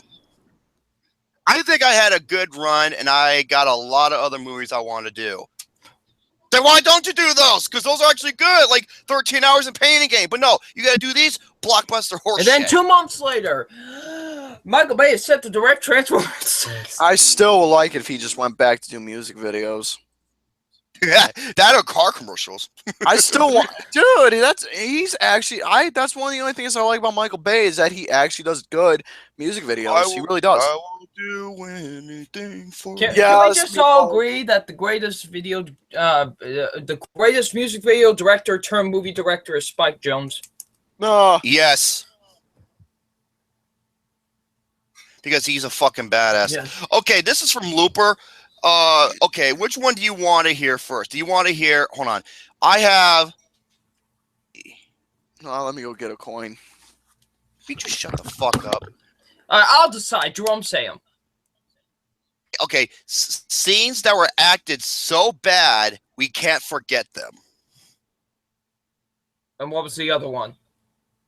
One is. Actually, let's go over this one because this one actually looks more promising. Okay. Okay, here we go. First one, the law scene from Judge Dredd. Oh, my You lord. betrayed the law. Oh, God almighty. That scene is fucking funny. It's unintentionally hilarious. Yes. It's the worst scene in the movie. I don't think it's the worst scene is anything involving Rob Schneider. No, you got a point. Okay. This one I'm not familiar. What the fuck? Mama K told us to shut the fuck up. How? Okay, we will. Actually, he started it, not me. Oh God, oh man, from Tough Guys Don't Dance, 1987. Never heard of it. You motherfucker. Oh, Different Places, Showgirls, 1995. Oh my God. Pretty much any scene from Showgirls is bad enough to make this list, but the one that always sticks out as being the very worst happens towards the beginning of the movie. I agree. Where Naomi meets her future roommate, Molly, for the first time. Yes! Oh my God, this is bad. That scene is awful in every word. Here, she vigorously files her nails and pours ketchup over her fries as she's auditioning for a commercial about anger management. Eventually, after Molly inquires about Nomi's past whereabouts, Berkeley gets so cooked up, she throws her fries into the air, leans back, and declares Different Places with a bubble caught in her throat. Bubble. Bubble, Gary. Bubble. Bubble. I like bubble. Oh, okay. First of all, no. This is one of the 10 worst movies I've ever seen in my life. What was it? Anchorman. Angerman? You say anger or anchor? Wicker, you dumb shit! Oh, I'm sorry. I'm fucking deaf in one ear, and I'm stupid. I can't help it. How'd you get deaf in one ear? No. Oh, true story. It happened a long time ago. Yeah, senior year of high school. I was sitting by the door where they were doing drinking and driving thing. Yeah. And I was right near the door when the dynamite was planted, and once it went black, boom, the dynamite went off for the crash pod. My hearing in my right ear went out for about a good 20 minutes. fully deaf, didn't hear nothing until after that. I'm about 75% deaf in my right ear, and that's been that way for years now. Well, that sucks. So yeah, I'm actually partially deaf in the one ear now because of that. It sucks. And I wish I was partially deaf when I was watching this fucking movie because this is one of the worst movies I've ever seen in my life. It is How Did It Get Burned? How did it get burned? How did it get burned? Fuck this movie. Motherfuck this movie. It pissed me off so bad. Is it still raining? I haven't noticed. 4 weddings and a funeral. 1994. Annie McDowell never quite lived up to the promise she displayed in movies from the late 80s like Sex, Lies, and Videotapes. Perhaps it was due to wooden performances she gave in 1984's For Wedding and a Funeral, which features a truly terrible line reading that nearly derails an otherwise charming movie. At the end of the film, in the pouring rain, Hugo Grant delivers one of those classic sappy "It was you all along" speeches to McDowell. It wasn't the person standing next to me in the veil. It is the person standing next to me now in the rain. And he says, McDowell interjects and says, "Is it still raining? I haven't noticed." Oh, man. Next one, Cold Mountain. Oh my God, another one involves It's Raining with Renee Zellweger. Have you seen what she looks like? What she looks like before? She looks totally different because of all the changes she's done. Yeah. Yeah, that scene. I don't give a fuck. Come on, give me something good. Heard of that one, man. Zooper. Sometimes you disappoint me. Oh. Star Wars Episode 2, Attack of the Clones. Let me guess. What's this article about again? Sand. Yes! Sand. George Lucas' ill-advised Star Wars prequels continue to linger painfully in fans' memories, and little is worse than Hayden Christensen's jaw-droppingly bad performance as Anakin Skywalker. Christensen's performance reached a lowest of the lows in Episode 2 during an attempt at bonding with Natalie Portman's character, Padme. "I don't like sand," he says. "It's coarse and rough and irritating." Then in full monotone glory, he declares, "And it gets everywhere." What's this article about again? I lost train of thought. Oh my God! What is this like? I mean, I can understand it's good stuff, but what's the article about again? Okay, poorly acted. Scenes acted so badly that they're memorable. Oh, okay. Continue. Oh, here's another movie that's in one of the absolute worst films of all time. M. Night Shyamalan Ding Dong Dickheads, The Happening. Is this the... What? No. Yes. See, you're laughing. I don't find this funny at all. I hated this movie. This was near the top of my list as the worst film of the year. This was fucking garbage. Even Mark Wahlberg even stated that this movie he hated so much to where I think it was it Amy Adams who was originally supposed to play Zooey Deschanel's character? Mark Wahlberg said that she dodged a bullet. Yep. Even Mark Wahlberg behind the scenes was questioning M. Night Shyamalan's bullshit screenplay. My head itches. I was laughing as in, I was like, really? Okay. What was the worst thing about The Godfather Part 3? Okay, dude. Sophia Coppola. Bingo! Oh, it was not only her that was the problem. There was so many. She was a big reason why that movie sucked. Is because of Sofia Coppola, her acting in that movie. Dude, her fucking acting in The Godfather Part 3 was just ridiculous. She was obnoxious, and the way plus she overreacted too much to a lot of Speaking of overreacted, yeah. The line where she says "Dad" and where she was, you literally dying. Yeah. Sorry, that's mean-spirited. No, it's in the movie, dude. I know, it's mean-spirited as hell. Oh, I see what you mean.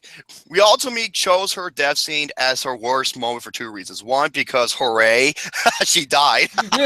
See, here's the thing, though, I gotta say about when people write that certain stuff in scripts. See, when folks write that certain things like that in scripts and everything, that tells me it's not gonna be good.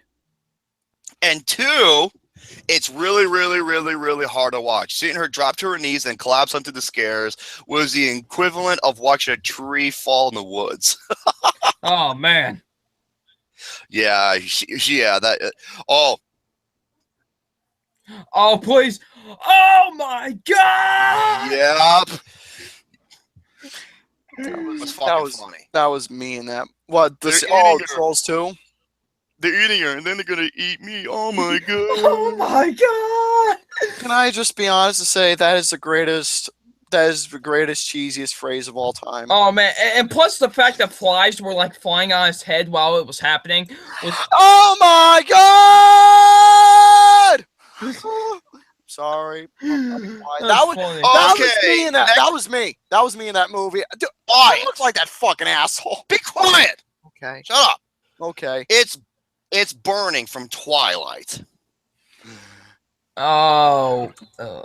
Kristen Stewart takes the top honors for the worst performance in the scene, and any other involving her rampant, lip-biting, constipated face looking as well. In the story, her Bella has been tricked into the impromptu lair of the murder-happy tracker vampire James, who's been wandering about bored while looking for someone to torment and eat until he somehow colossus the Cullen clan and their Project Human pet Bella, who is stupid to fall for his tricks. He plays an old tape of her mom freaking out about taking a tumble at that fairy site long ago and lands smack dab in the pictures. Her lucky vampire boyfriend, Edward Core, Robert Pattinson, show up just in time to save her, but not before James had played a game of twig snap with her leg and gotten a venomous nipple of her hand. In Meyer's book, the pain is supposed to be indescribably exquisite. By watching Stewart's grunting and grimacing in the moment makes her tiny teeth marks look hilariously innocuous. Runners-up for worst acting moments, Robert Pattinson in You Are My Life scene, and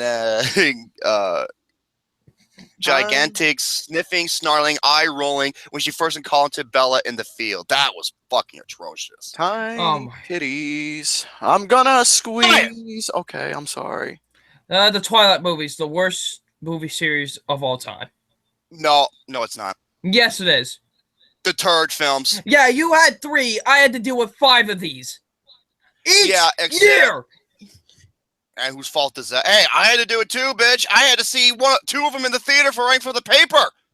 Exactly. You have no room to talk. Be quiet. Oh, I do have room to talk. I had to deal with this. It was much more of a phenomenon than The Purge. Okay? Oh, speaking of dick lickers, Richard Dick Lickers, Dazed and Confused. What? One of the most overrated filmmakers of all time. You hear that, Mr. Casual? That's right. He fucking sucks cock. Okay? Oh, Well, all right. So Matthew McConaughey saying, I hate that jerk. Sorry. Matthew McConaughey was the I'm only sorry. thing I liked. Richard Dick Licker is fucking garbage, dude. He is so bad. I'm surprised you don't like Dazed and Confused, Gary. Fucking hated it. I never liked the movie, but like I said, the reason, okay, I gave it a 0.5 out of 5. The reason what saved me from the giving it a 0 was Matthew McConaughey. That's it. He was the only same. He was the only thing that was redeemable about that movie. That's it. I put it on the same level as Everybody Wants Some Bullshit. So, gobble gobble, Geely. Oh Lord, it's turkey time. Oh God. Yes. That. I think we know where we're going. Yeah, a lesbian gangster played by Jennifer Lopez. Yeah, it's the turkey time with them in the bedroom. Oh my. Mm-hmm.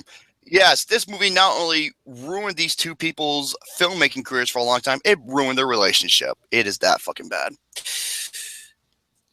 Oh man. Okay, I disagree with this one. What's in the box from 7? What the? I'm calling bullshit. I'm like, really? This is one of the best scenes ever. The movie, I'm skipping that one. Oh, great. Another one from the fucking Wicker Man. God damn it. Oh, my hands hurt. Would you just bust a nut? No, my hands hurt. I had to crack them. Guess what it is? Not the bees! Moving on! Fuck this movie! Dan Nicholas Cage. God damn. Nicolas Cage has been some good stuff though. Yeah, rarely. Oh, Keanu Bad Reeves. Lieutenant. Oh, I love Bad Lieutenant. Keanu Reeves and Bram Stoker's Dracula, 1992. Yeah, The I heard bloody he was bad in wolves. that. The bloody wolves were chasing me. Scene. Yeah, I heard he was bad He in was that. not good in this film. Oh man. Next one, Alexander, the Oliver Stone movie, arguably the worst historically epic movie of all time. I know a guy named Alexander. His name is Alexander the Shut Great. the fuck up. Okay. Be quiet. Okay. Oh, it was the scene where. Okay, it was the scene where he says, "Who killed my father?" with Jolie and Colin Farrell. It was unbelievably bad. Ooh-wee. Is that the last one? is right. Ooh-wee, my name. Okay, I think this is one of the worst movies I've ever seen, and yet people think it's a good movie. I don't understand why. It's one of the most far-fetched movies I've ever seen. Varsity Blues. Oh, it's the only thing I remember from that scene is the chick in the like whipped cream like thingamajig. Like that's the only thing. I mean, this movie is fucking retarded. I mean, first of all, the coach is giving like one of his players steroids, and even though like his main lineman is like suffering from concussions, that if he takes out a hit, he could die, but he still puts him on the field. Dude, the fucking shit that happens in this movie is beyond preposterous. I mean, I don't hate the movie, but I do, and it's fucking acted horribly. It's MTV teen bullshit. The best actor in the movie was probably Paul Walker. To be honest, he was really the only one that was at least trying. James Vanderbeek. And he's barely in the movie because he gets killed almost. Why? Because the head coach is a retard. Exactly. And I love how he got the main character has a scholarship, and if he doesn't apply by him, he's gonna burn his scholarship and threatens him. I'm just like, fuck this movie, dude. Who is this movie trying to bullshit? And by the way, also this movie proved that James Vanderbeek should not be a leading actor. And guess what? That is the scene. It's I don't want your life. Yeah, and it was acted horribly. Oh man. Okay. Spider-Man 2. Really? If it's because... All right, hold on a minute. Hold on a minute. Okay. Go ahead and say it, because I think it is what it is. Go ahead. No. Say the scene, because I think I know what it is. It's when he finds out that is Spider-Man and he killed my father. Oh, I thought they were going to talk about the train sequence because of the thing. Okay, there's 3 scenes I thought was badly acted. Well, many scenes, especially from the crowd. Like, and that one chick who screams in the camera when she's running away. I was just like, that was stupid. I'm sorry. I think the Spider-Man movies are so overrated, it's not even funny.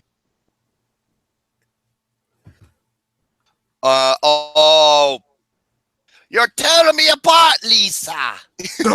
Oh, that scene is. Oh man, that scene is so funny. The Room, the best, worst movie ever made. Yes. Oh man. So yeah, those are those are scenes according to Looper. So Garrison, I think it is. Wait, do I have anything else? The other 2 are the main event. So Gary, I'll be right back. I gotta go down and feed the horse. Oh, so great! The horse. From here. Great. Go ahead. The horse. Go Hold ahead. on a minute. Go ahead. Go ahead and feed your second cousin. All right. So. It's my second cousin.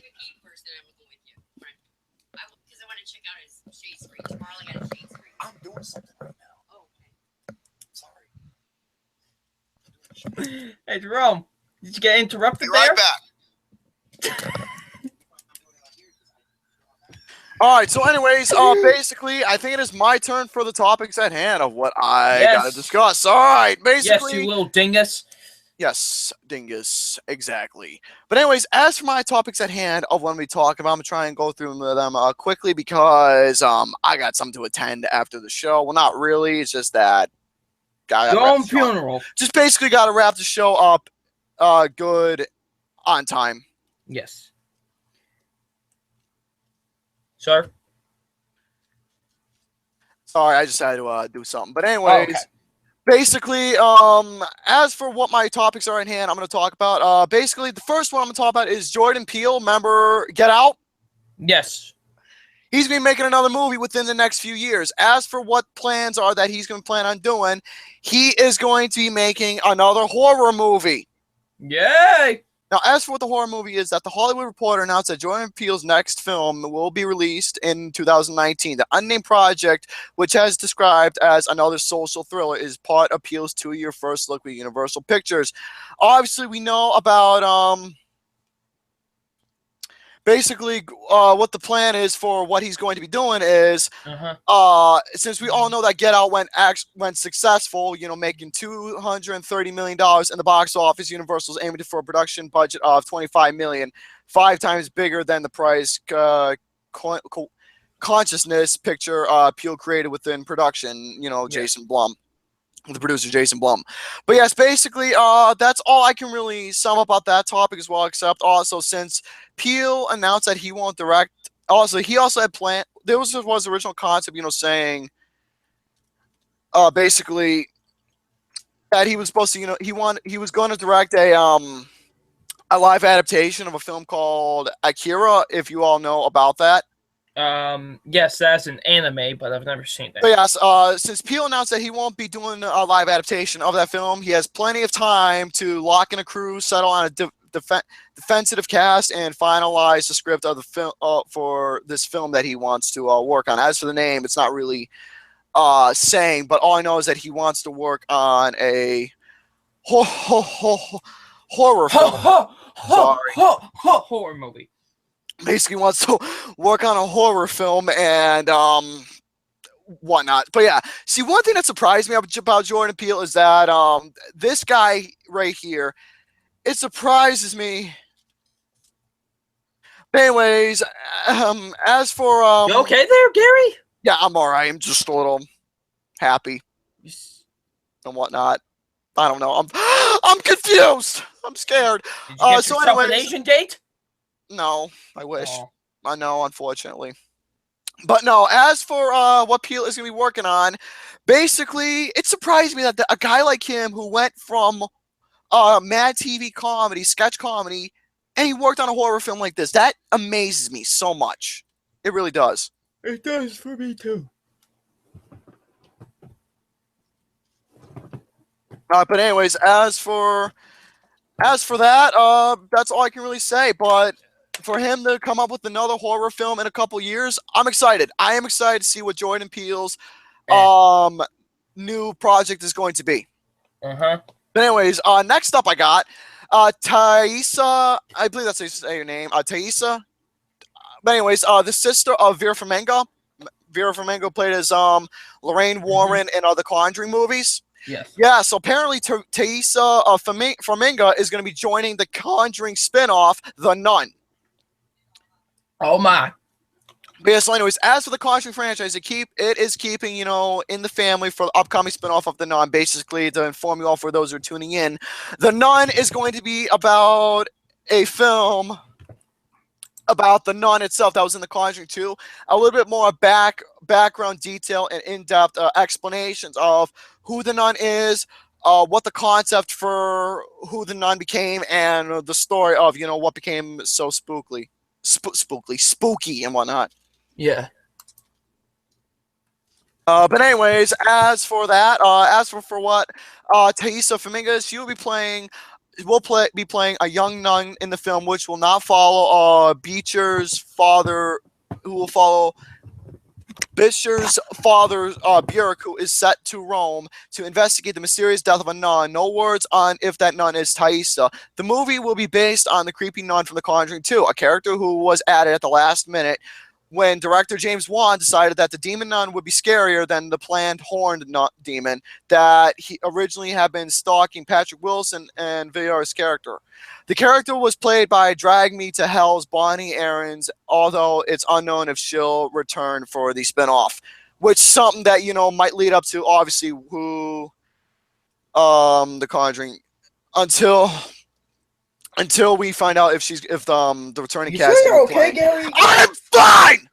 I was just making sure It on is you. fucking hot in here. The heat is getting to me, and I can't talk right. I am sorry.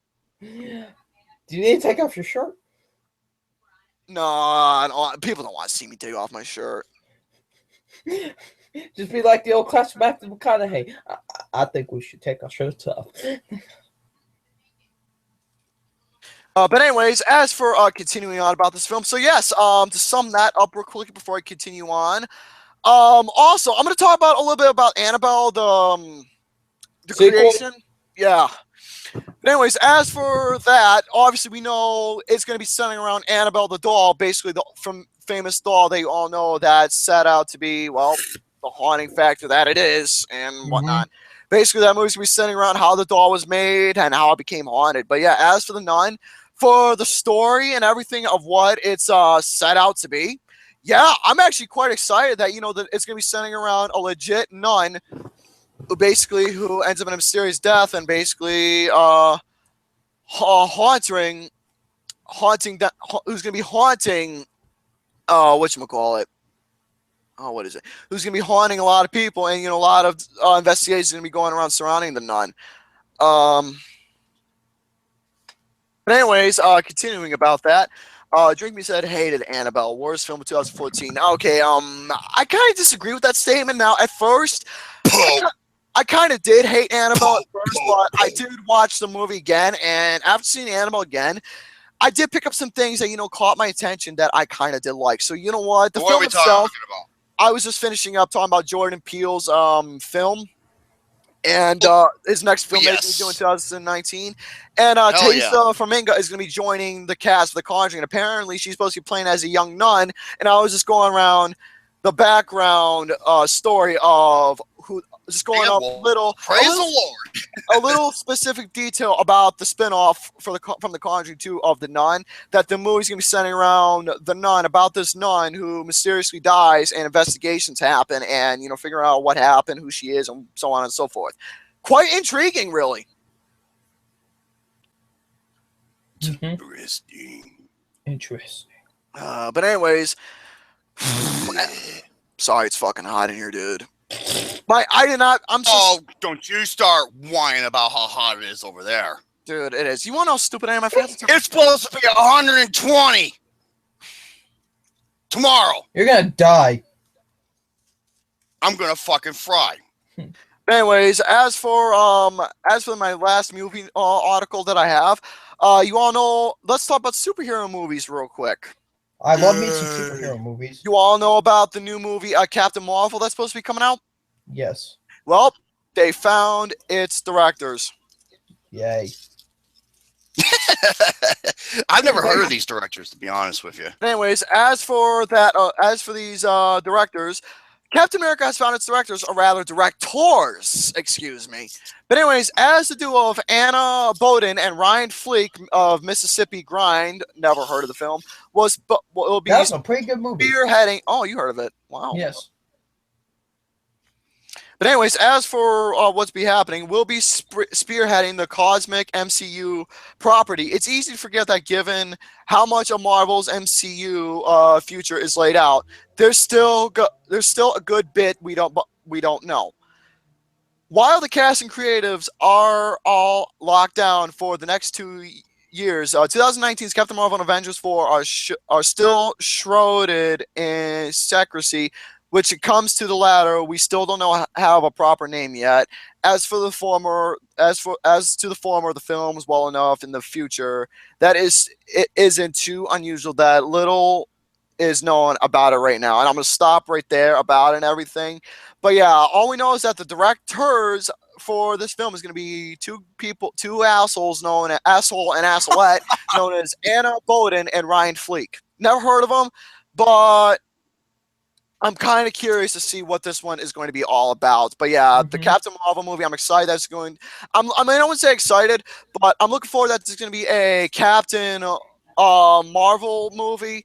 But just have to wait and see what the thing is going to be. Well, here's the thing: who the fuck can beat Captain Marvel? No one. No one. You want to know who I think? Like the equivalent of Wonder Woman, and Superman. Yes. Gary. What? Why are you so quiet? What? I was just reading the rest of this article here. Drink Me says everyone's an asshole with AIDS. God, that's pushing it. Yeah.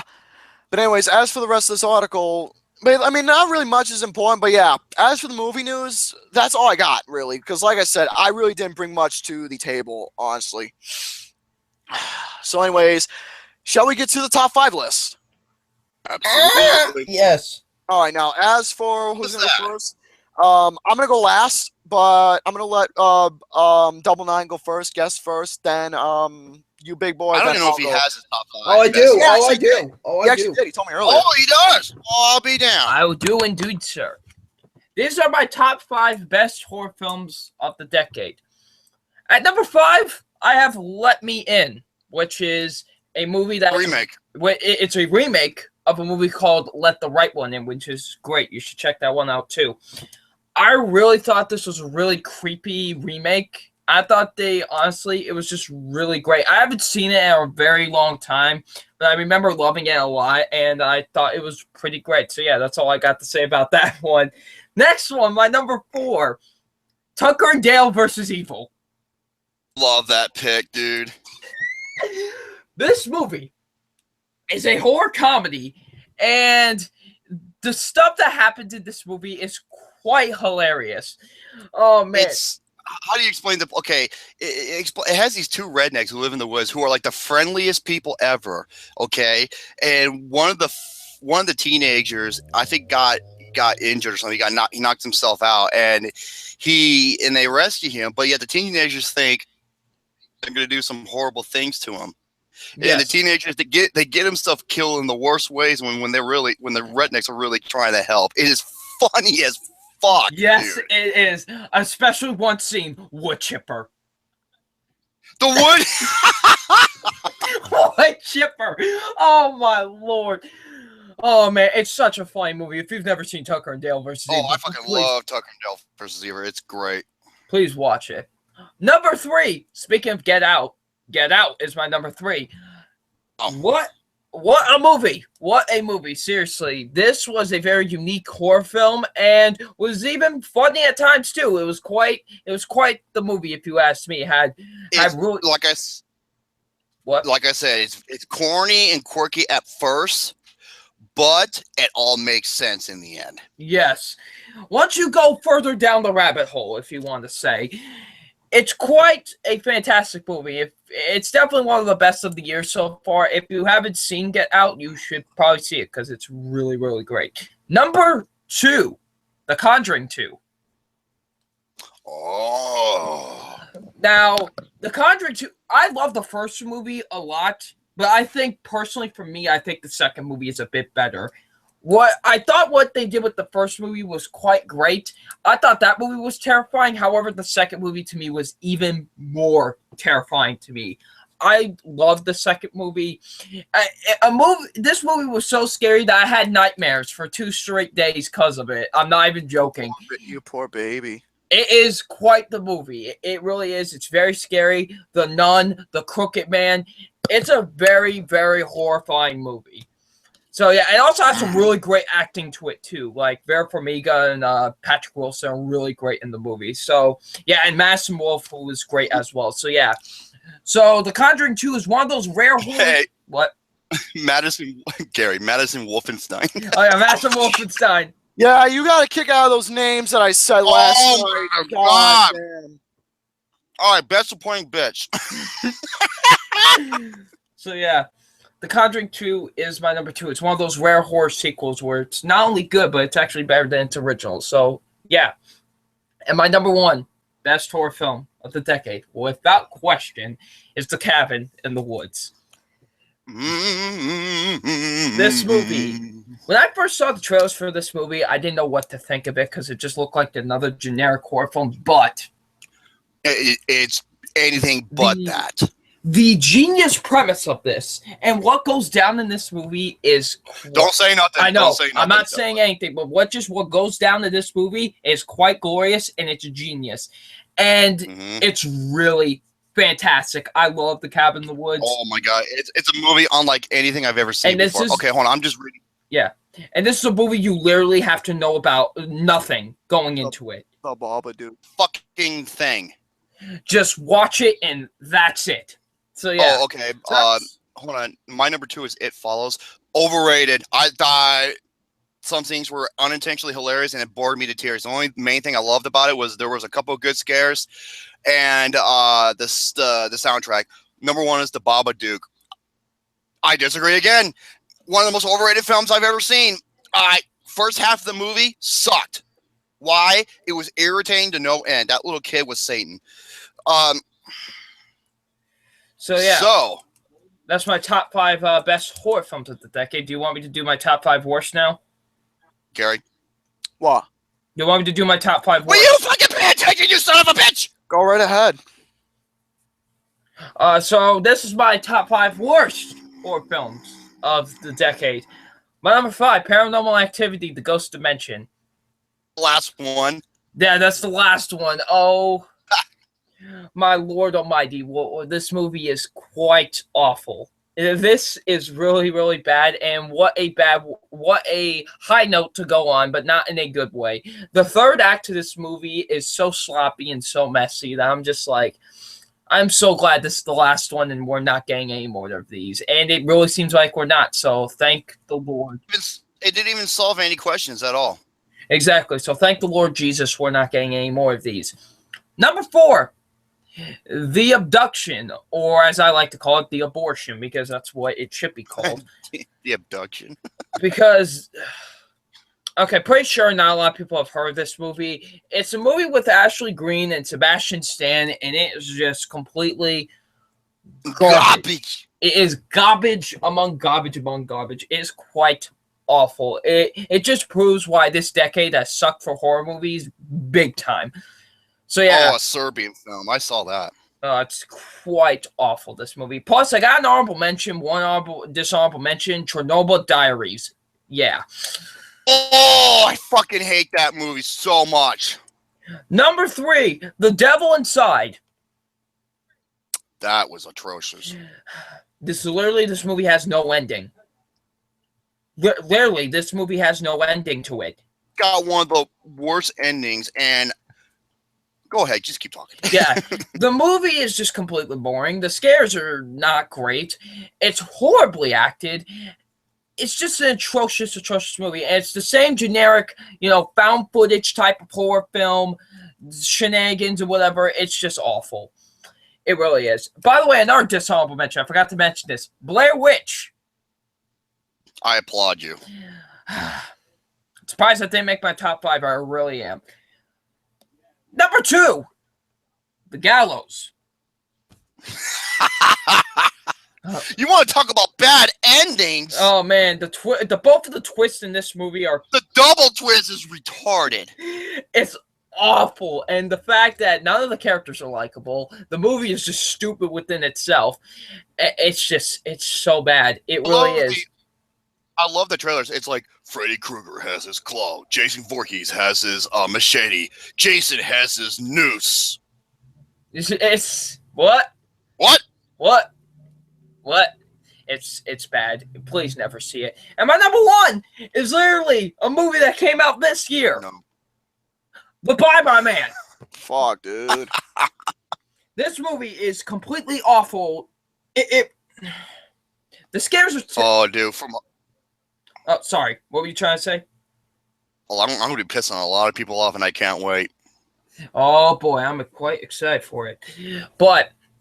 The Bye-Bye Man, what does this movie do? All this nothing is. It's just a bunch of dumb college students who have no idea what the heck they were doing.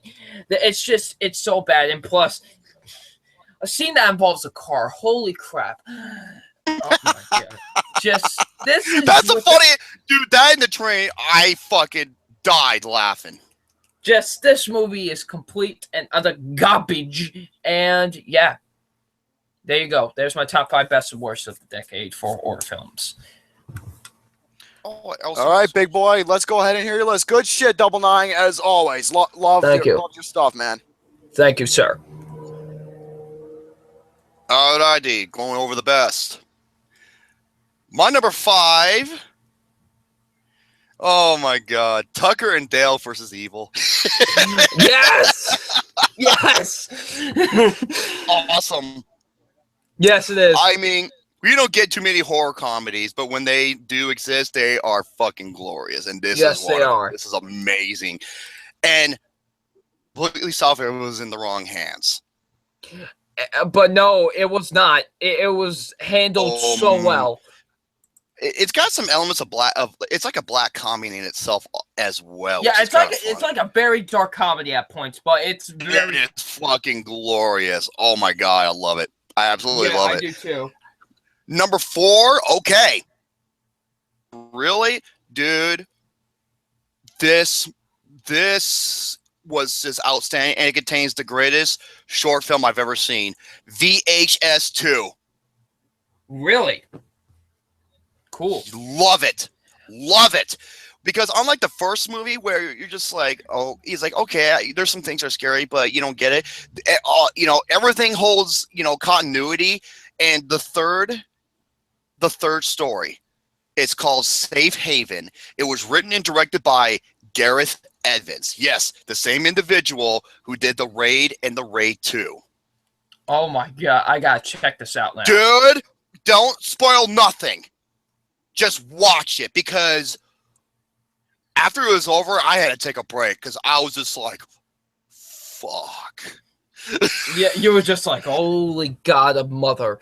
God, this movie is incredible. Number 3, I cannot believe you did not mention this at all, 99. Yes. If Home Alone was an R-rated horror film, you're next.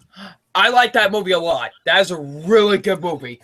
This movie was fucking awesome. And when you watch it, you figure it's going to go one way, and then the tables turn. Yes. That's all I'm going to say. Fucking awesome creative movie. This is, of course, by the same guys who did The Guest, and then later on they did Blair Witch. But he's gonna do Godzilla vs. King Kong next, which is interesting. Oh, Joey's in the chat. Yes. Oh, Joey Acacia. Joey Acacia. He looks like fucking Josh Brolin. Number 2, The Conjuring. Yeah. Amazing, amazing film. I don't know what else. And finally, there is a horror film, a haunted house horror film that only makes sense, but you care for the characters. Number 1, and nothing was topping this. You already know what I'm going to say. Yes. It's The Cabin. It's The Cabin in the Woods. Yes. It's a movie that is one of the most creative films I've ever seen. It pokes fun at all the horror cliches while honoring those horror cliches, and it stands out on its own merits. It is fucking incredible. Cabin in the Woods is number 1. All right, now for the worst. Mentions like Don't Breathe, Hush, Oculus. That was really close. Yes, Oculus.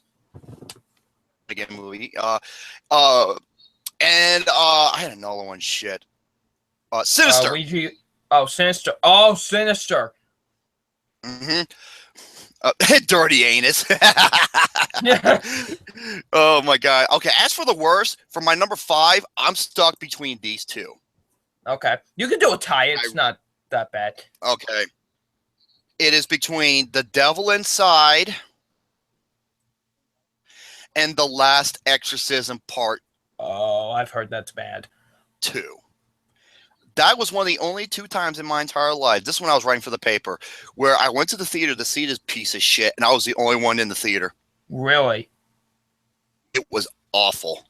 Absolutely. By the way, the title is so stupid. The Last Exorcism. It makes no fucking sense. The Last Exorcism Part 2.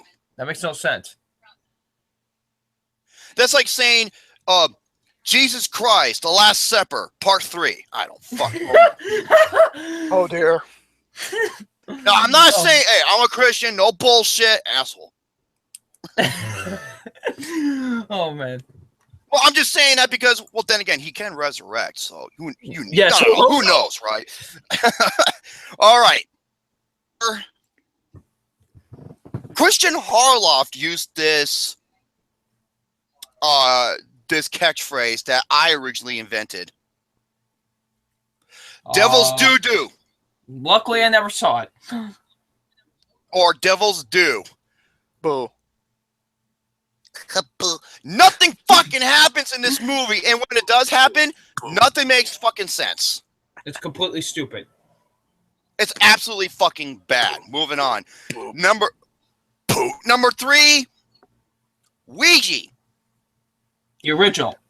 Speaking about when nothing happens, I timed it. Nothing happens for the first 48 minutes. Hey, Mark Ellis. Need I say more? Yes. Dumb fuck. And I love the scene when they're trying to play Ouija. It looked like they were playing, near the end, they looked like they were playing fucking Hungry Hippos. Yes, they were playing your game. You always win it, so that's why I don't understand.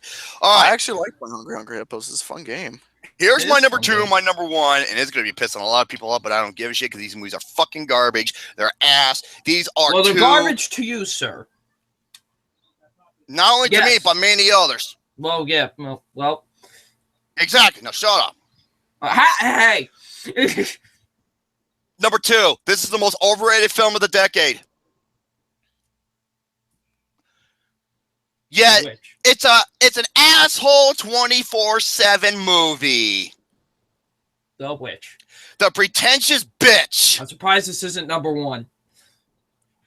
The Pretentious Bitch. You want to talk about what nothing happens? Nothing happens in this movie, folks.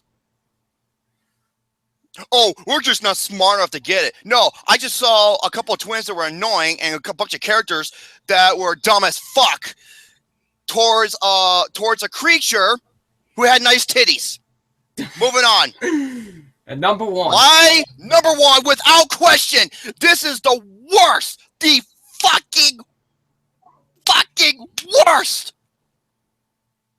And I don't get what people saw in this movie, and to this motherfucking day, no one has been able to defend this movie in the comment section. Number 1 is M. Night Shyamalan, ding dong dickhead bitch, the fucking Visit from Hell. I don't think I have ever seen a more stupid, garbage,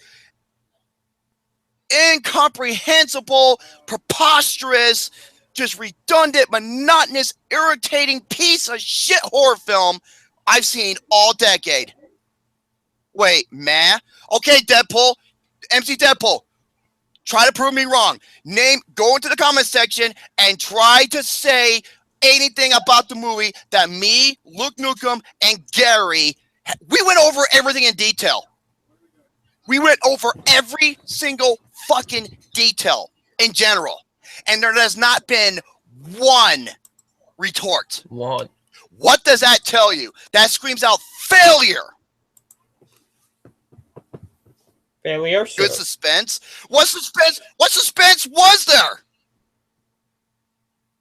It's just you have fucking Skittles who thinks he's a good rapper and he sucks ass, and you got the daughter who's a pretentious dumbass filmmaker, and then you got a mother who wants to go to a hairy chess contest at a cruise and sends their kids to some people that she's never met before for the kids. The movie is fucking retarded.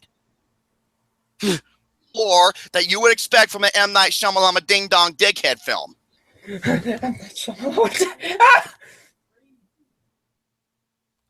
If you have anything, go to the and yes, because they will get owned. We went over everything. We have every corner covered. The biggest fucking zero I can give to a horror. Every corner in your butthole.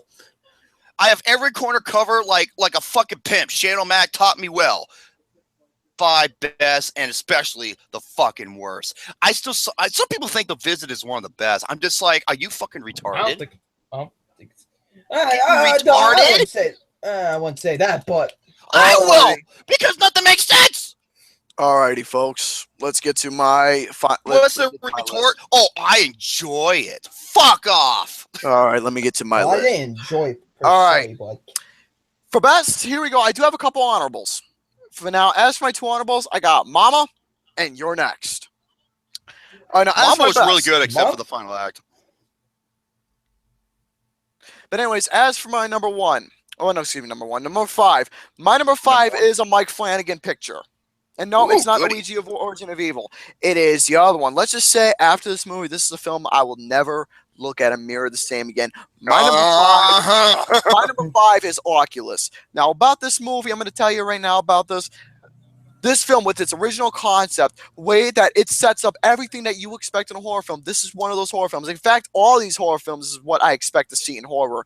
This is one of them in general that, you expect. You get an original story, you get original concept of what the goal is trying to aim, and you get unexpected great spooks with no freaking music in the background. It's just complete dead silence, and bam, the scare gets you. Mike Flanagan is the king of scares for me, along with James Wan, so it's hard to say. Mike Flanagan is one of the very best. Oh, and who did Evil Dead and Don't Breathe? Steven something. Steven Spielberg? No, it's not Steven something. No, No, Steven something. I know his first name is Steven, I think. Go ahead, as you were. No, Fede Alvarez. That's his name. Oh, okay, I must be thinking of someone else. All right, Steven, my ass. All right, my number four. This is first person. I think this is what you could say a found footage type of film. Now, as for this found footage film, I'm not a guy who likes found footage. Oh my god, I forgot to mention this in the honorable mentions. Oh my god. I'm not a guy who likes found footage film at all. I really don't. But for this, because I'm not a fan of the camera work at all of how found footage is. But it's rare when I like found footage films, and this is one of them. Two of my next ones are found footage films. Number four is a film where it's just this one scene, a point of view perspective, and the way that it was shot and everything that comes out, the suspense to another, then bam, it gets you.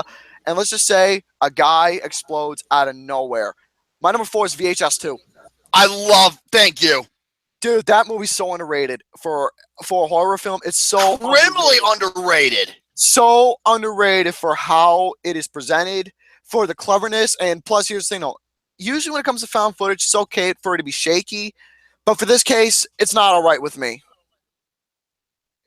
But for this case, it's all right for me though, because it makes sense. Oh, and by the way, you're next and the guest. They did the first. They did the first story in VHS 2, and the director, Adam Wingard, that was him with the glasses. Really? Yeah. God damn, dude. Fucking VHS 2 is fucking awesome, man. That is so underrated. But yeah, dude, it was surprising to me that for how this film was presented, I was surprised. I was that surprised. But anyways, number three, another found footage film. Let's just say, now, don't get me wrong, this was a whole series of film. It went up and down real quick. Up the down escalator. Great song, by the way. You my dick. The Chameleons. But anyways, speaking of that's good. Now, as for this film, the first one, I thought it was decent. I gave it a 2.5 I gave it like a 2 or 2.5 out of 5. I can't remember what it was. But for this film, this one right here, out of all of them, this is the one that should have been the first and everything in general. This movie here was everything I wanted to see in a Paranormal Activity film, and that is Paranormal Activity 3. This film, that was the one I forgot to mention in my actual characters that you would care about, actual family that you care about that doesn't deserve to go through this, and it was all unexpected for them to get for this, and I felt so bad for them. By the way, Bloody Mary. Not much, great martini, great drink, but still, oh, that fucking scene. And also, the little kid bedroom scene where shit was going crazy when they leave, and the fan cam. Yeah, dude, the fan cam, and that is Baba Booey. Yeah, I got nothing to say except, dude, I couldn't literally, no joke, I couldn't sleep. Oh man, that was good shit. But yes, time for my number two. My number two is one of the most original films I've ever seen in horror. My number two is a film that has such a great story to it, such a great dedication to the horror genre in general, that it was its own film that was just either parodying, inspiration from, and parodying from, and it was great. Cabin in the Woods, my number two. I applaud you, sir.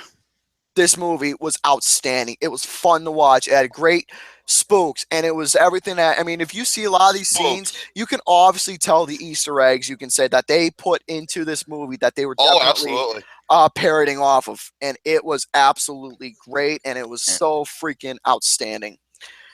And I'm going to say this, Drew Goddard, you are the fucking man. I love Drew Goddard, man. He's great. All right, my number one. This is my horror film of this decade. This is my favorite horror film in present times. Now, if I'm my top 5 horror films of all time, this would be my number 2. But for this decade, this is my horror film of this decade. This movie itself was everything I want in horror films in general. I'm a guy, I mean, usually when it comes to horror films, 2 things I love is, paranormal and psychological.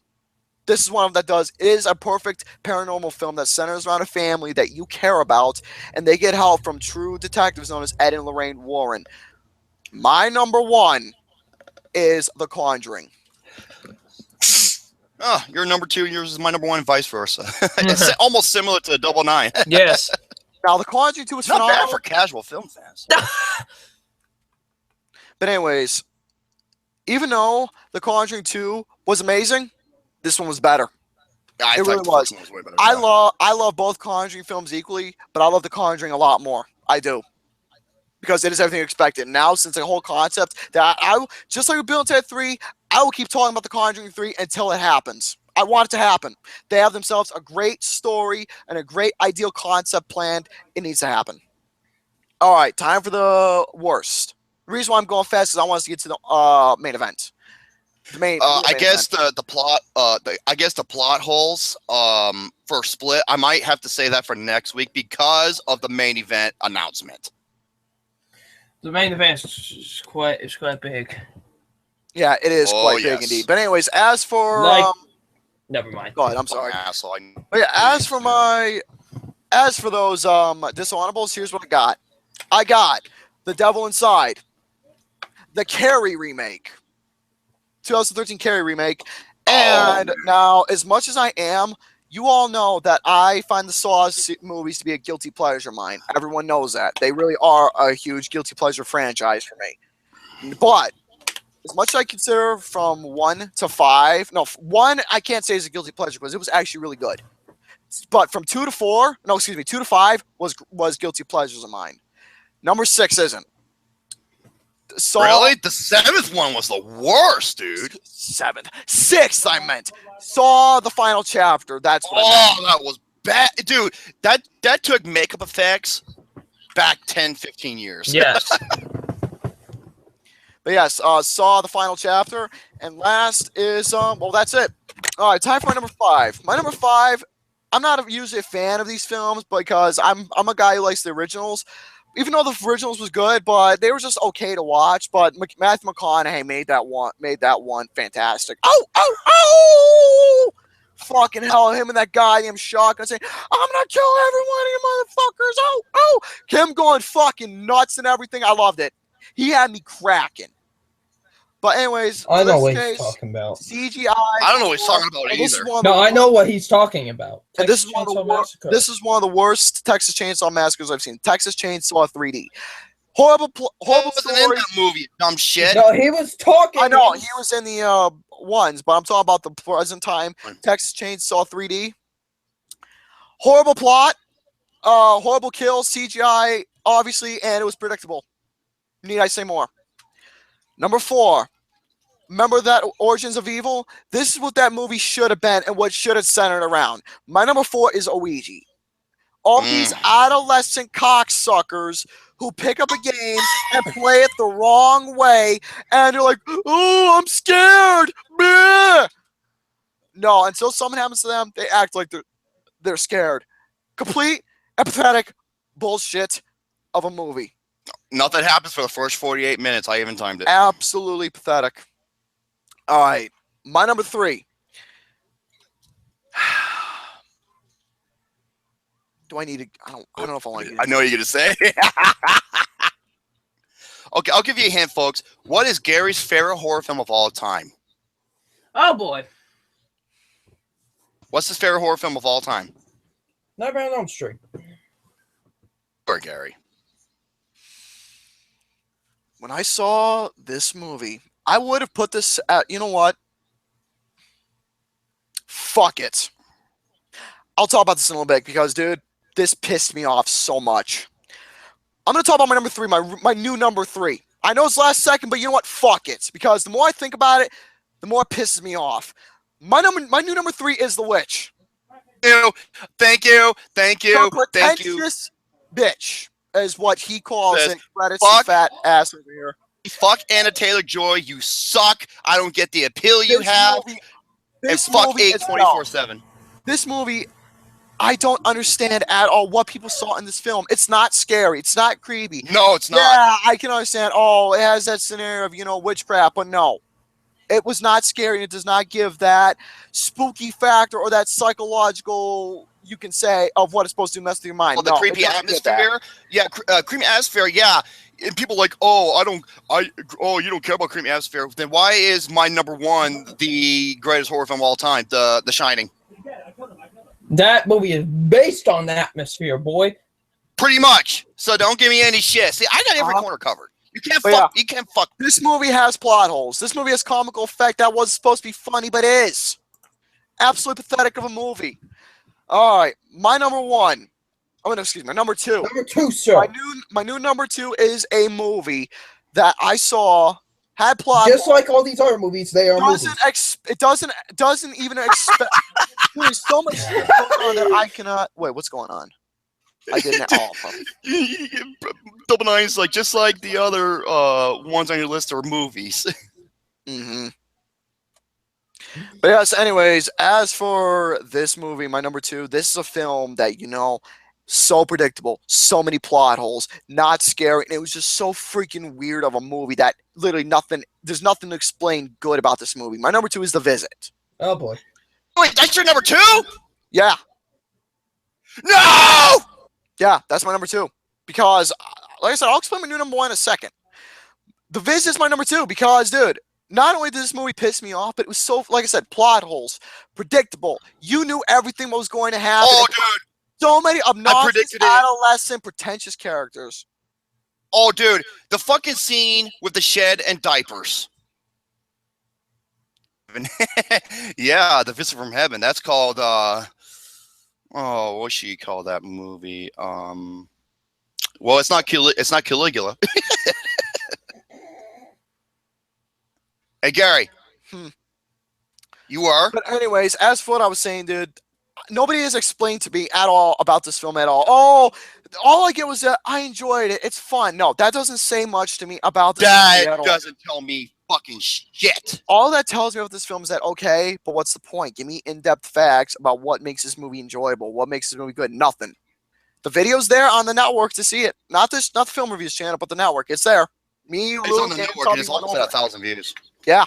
Him and Luke, we went over everything in general, and it is beyond fucking garbage. I'd rather see Bleach go to heaven. Oh, man. But anyways, yeah, the reason why I'm not saying saving so the much worst because, for like last. I said, Go ahead. Anyways, my new number 1. I love A Nightmare on Elm Street. It is to me the greatest horror film of all time. It is so clever. It is so clever. It is so creative. It has one of the most iconic characters of all time who was creative and who had a great sense of humor. And this was not only a film that was fun to watch, but it had funny moments because of Freddy itself, and the kills and everything itself within the horror film was amazing. But once I heard they made a remake of this movie, it tore a piece of inside of me apart. Oh. Literally, I was so fucking pissed when I saw this movie. That door right there, yeah, at the time it wasn't broken, but I almost broke it when I saw that remake. My number 1 is the Nightmare on Elm Street remake. Mm-hmm. Let's just say everything that I said that was good. Let's say all the same words I said. Replace it with the word shit. That's it. That's all I gotta say. And also, jump scare galore. God. And this movie nearly killed Rooney Mara's career. Nearly killed it. All right, but anyways, yeah. that's my best and worst horror films of this decade so far. But yeah, if I have anything missing, I do apologize. Or Tubby has anything missing, or Double Nine has anything missing, let us know. But folks, let us know in the chat, what is your best and worst horror films of the decade? I would gladly appreciate that. Mm-hmm. All right, let's get to the main event, shall we? Now, I'll start off. Okay. Folks, brought Double Nine on here with us. Ah! Hi. Okay. Now, I want to start off first because I have a lot to say. A lot to say. Yes. Yesterday was the Filmtastic Forum Movie Awards. Yes, It was. And a lot of people, when the final category was announced, everybody said this. I'm sorry, Romy. I don't know how I lost count as to how many people. And a week or two ago, I posted arguably my most controversial post, to which it said, if La La Land wins Best Picture or the majority of the awards, I am done, and I will no longer be involved. I will no longer associate, or I'll no longer participate in the Filmtastic Forum Movie Awards ever again. And you know what? The thing that I was afraid that was going to happen to the award show fucking happened. But yeah, folks, let me tell you right now about my perspective of La La Land now. Folks, I feel so bad at myself that I said I liked this movie, but I do find it overrated now. There's facts and lies. Now, actually, no, facts and regrets. The facts are, for me, I do find it overrated, but the regrets are for giving the movie first a 4 out of 5. That's my instant regret, because here's the thing, though. Probably because you're on the Kool-Aid at the time. The more I thought about this, I mean, I did see it, but the more I thought about this movie, it brought my. It's not, folks. Don't get the idea saying no, it's because Romy hates it. Don't get that. Please don't. The factor is, Gary saw it before me. So. There's some movies I've seen before Jerome, and I mean, so don't get the assumption because we change our opinion sometimes. Well, I still really like the movie, but just don't make assumptions, please. For the love of sweet Jesus. But anyways, as for whatchamacallit, as for this film itself, now I did have another topic I wanted to talk about as well. But you know what? I need it. I got so much to say. I really do. But anyways, like I was saying about La La Land, I find this overrated up the edge. You know, I'm going to bring this mixture into this. But yeah, my patience went from up here to down there. Now I brought the movie to a low rating of how I felt. Gary, can I continue? Go right ahead. So much to say. Now, some of you are going to be like, oh, you're just mad because your favorite film didn't win. Wrong again. Because if Arrival would have won, I wouldn't be pissed. Why? Because it wouldn't be the same old shit. When I was doing the Filmtastic Forum, I was doing the bracket, I was doing the page and everything. Wait, but Romy, at least some movies got some love, like Deadpool and Civil War. La La Land won the awards away from others that deserved it more. And it took Best Director and Best Picture. I said this is the same old fucking shit. And when I was doing these awards, I was fucked either way. Because originally I did not have La La Land on this fucking bracket at all. And if I didn't have it on there, then I would have been labeled by some in the film forum as a biased fuck. If I went with it, it had a chance to destroy the Film Forum Award show and what it stood for. So I was fucked either way. Lose-lose situation. It was a lose-lose situation. I'm sticking to my guns. I'm no longer doing the Film Forum Awards. You can do it. The people in the Film Forum, you guys can still create the show if you want, but not with me. You're gonna have to take me out of that. That's fine. Filmtastic Film But- Award thing because Because if you guys, because go ahead. one that set up everything. Almost, I don't want to say everything, but everything in terms of the categories, the nominations, the themes, making the bracket, all of it. I'm done. Why? Because this is not the show I remembered. It wasn't like last year where that is what the film forum was all about. It's everything I said was in there. But fuck the film forum award show. Fuck it. I'm done. And you know what? I'm glad I'm done because I'm going to move on to something even better. Mr. Garrison, this is where take it I away. come into play. So basically, I was talking to the fat man, and it's the same shit goes for him. You know, fat guy in a little coat gets upset, and obviously, No, I have every right to be upset. So yeah, fat guy rips the coat, and you know, oh, there goes Chris pulling a Chris Farley on me. So here's what happened. Fat guy, he was in the corner. He was sitting there sucking his thumb. You know, No, rocking I back wasn't and in the forth. corner. I was Like- driving. I was driving to deliver some packages, and I was fucking cussing up a goddamn store like you wouldn't believe. And you know what I feel the worst for? Faith. Because this was this is her creation. And to see where it fucking turned into same old typical bullshit. You wonder why I wasn't a fan of this year's Next Gen Awards in terms of the winners? This is why. And here's another thing you have to know is go back and watch the Film Forum Awards and watch what happened when La La Land won the awards. Austin was the only person that was applauding. He was the only one. I didn't know what to say. The only one. And you know what? Here's another thing that's sad. When I was doing these awards, there were some people that were not happy that La La Land was nominated for some of them and that it won. They were not happy. That is not what the Film Forum is all about. In 2015 year, C.A. Cougar was fucking furious.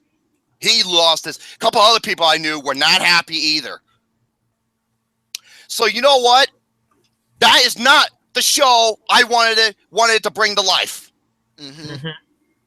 But anyways, as for fuck this show, it's no longer done. It's no longer good without me. It's dead to me. But yeah, anyways, as for my creation was when I was talking to the fat man, I said this little thing that basically was just something that came. It just came out of my ass. That's all I said because it made his nipples so hard. He was pissed, and I was just saying, dude. I just said, why don't we just do our? I just said this just for the hell of it because it came out of my ass.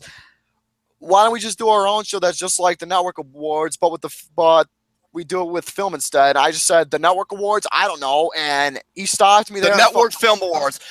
It was just something that came out of my ass. Gotta get on my knees and blow Gary's nuts. Yeah, make that into a soundbite. See, I at least can have fun with myself, Mr. Casual. Well, then again, Mr. Casual doesn't have nuts. Film Awards. Why does this exist? Redemption, folks. To do what should have been done in the first fucking place with the Filmtastic Film Awards. What does that mean? No fucking La La Land. Yeah. Because this award show is supposed to be everything minus the Oscars, the fucking Golden Globes, and all those other typical bullshit award shows. Yep. I mean, you're probably thinking, oh, yeah, this. Okay, Hacksaw Ridge at the Oscars, nominated for 6 awards. La La Land, 14! Give me a motherfucking break! The first time I saw the movie, I was like, overrated as fuck. Second time I saw it, couldn't stand it. I don't get the praise. And yet this got more praise than Sing Street. That was a slap in the face. La La Land, I'm gonna say it right now. I don't give a fuck. La La Land is the John Cena of movies. It loves to steal the spotlight that it doesn't deserve it.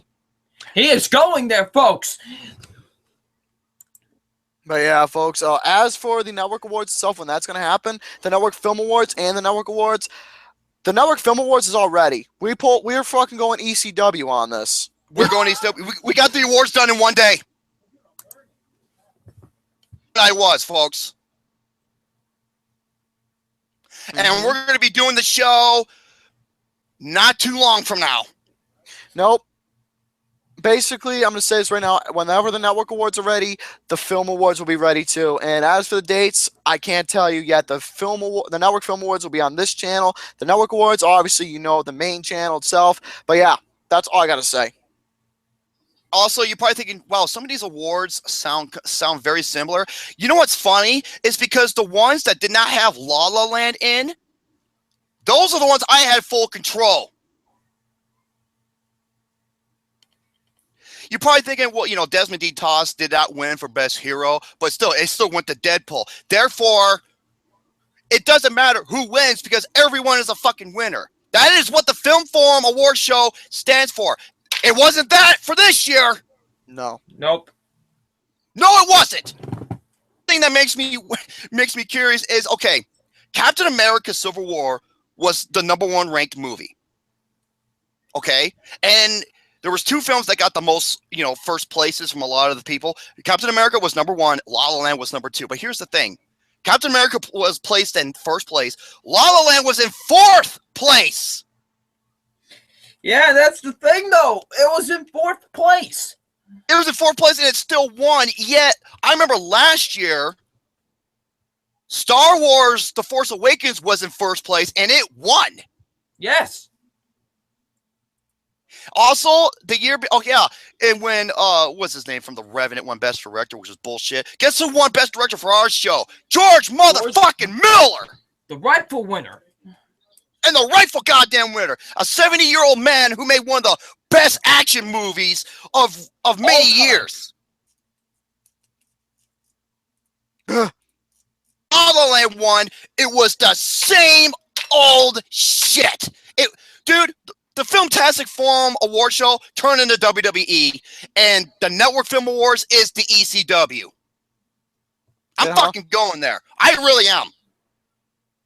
And it's like I said, the reason why I didn't say nothing last night is for 2 reasons. 1, for Double 9, and 2, I'll save it for now.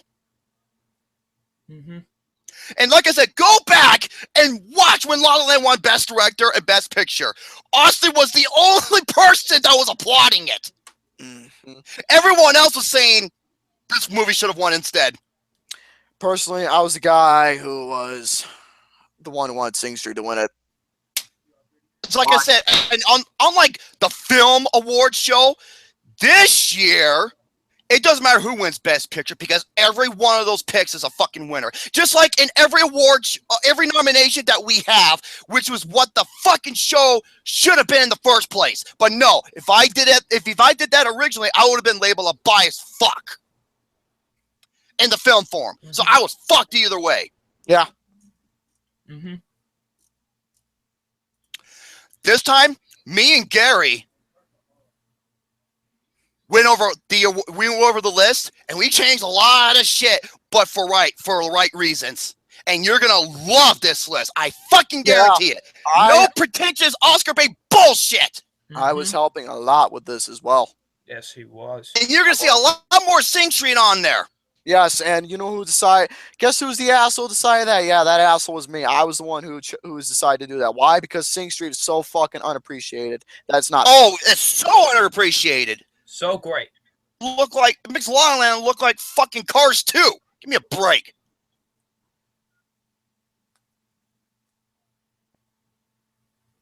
We all know why Ryan Gosling won MVP over Chris Pine. Fucking La La Land. Exactly. Even though Chris Pine was in 3 amazing movies last year. He was in Finest Hours, very unappreciated. He was in Star Trek Beyond, awesome movie, and he was in Hell or High Water. To me, his best performance and his best movie. Yes. So I don't fucking get it. I can't get it either, my friends. I can't get it either. But anyways. And the only reason why I had La La Land on there is because, like I said, I was fucked. Some people wanted it. Some people did not want it. And it was fucked. It was doomed from the start. Doomed from the start. Let's just put it that way. Yeah. But anyways. Not this time. But this time, folks, I got everything out of me. we're going to nominate the real picks. We're going to nominate the real films that truly deserve it much more. That did not get no praise. That barely got much praise in the film awards or the Oscars themselves. The network awards is gonna be doing that. But anyways, folks, that's gonna have to do it for this show. So please subscribe for more bullshit to come as always. And as always, subscribe to the network, subscribe to the Film Reviews channel. And if you want to be part of the network, just let myself or any member of the Dragoon you know, and we will talk it over and add you in. So anyways, folks, ciao for now. Take it away, boys.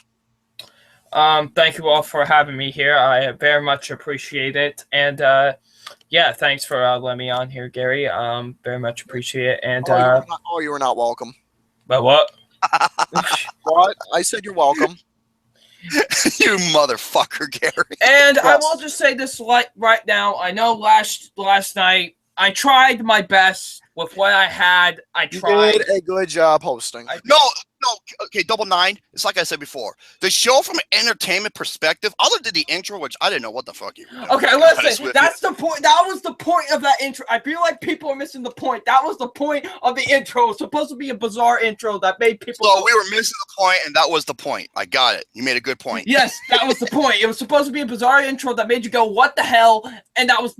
No, Double Nine, you did a great job. I was very happy with what you did. Like I said, the show from an entertainment perspective was great. Okay. I did the table contest. I was very from an entertainment perspective. From the award show perspective, or who won? Yeah. Not really. Yeah. So. Film forum is all about. Yeah. Yes.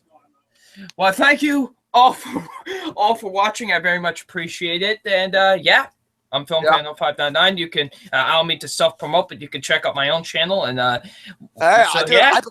put your channel, dude. What I do with all my guests is I put their channels in the description down below so people can check you out and subscribe. I did that. So yeah, check out my channel and everything. So yeah, thank you. All right, Pally. All right. Anyways, let's go ahead and end the stream. Absolutely, be quiet. Absolutely, thank you so much. Few minutes late only because I had to use this computer, because normally if I'm on the other computer and I'm playing it audio only, so I can't see Double Nine nor I can't see Gary, mooning me with his big hairy ass. So absolutely, thank you so much for episode 9. I'm glad I got that off my chest. I've been dying to say this Yeah. about the film. I'm serious, for a long time. And you know what? I originally wasn't going to show up for the show, folks. Mm-hmm. I even told Double Nine that. But for Double Nine. Not for the award show, but for Double Nine. Well, and I thank you for that very much. Mm-hmm. But anyways, until then, stay tuned. And once again, motherfuck poo-poo land, it is the John Cena of fucking movies, loves taking a spotlight, an overrated piece of dog shit who takes away good material as spotlight, and amongst others from other films that truly deserve it. Now, if you excuse me, I'm going to look at some classic Sammy Sparks hot porn.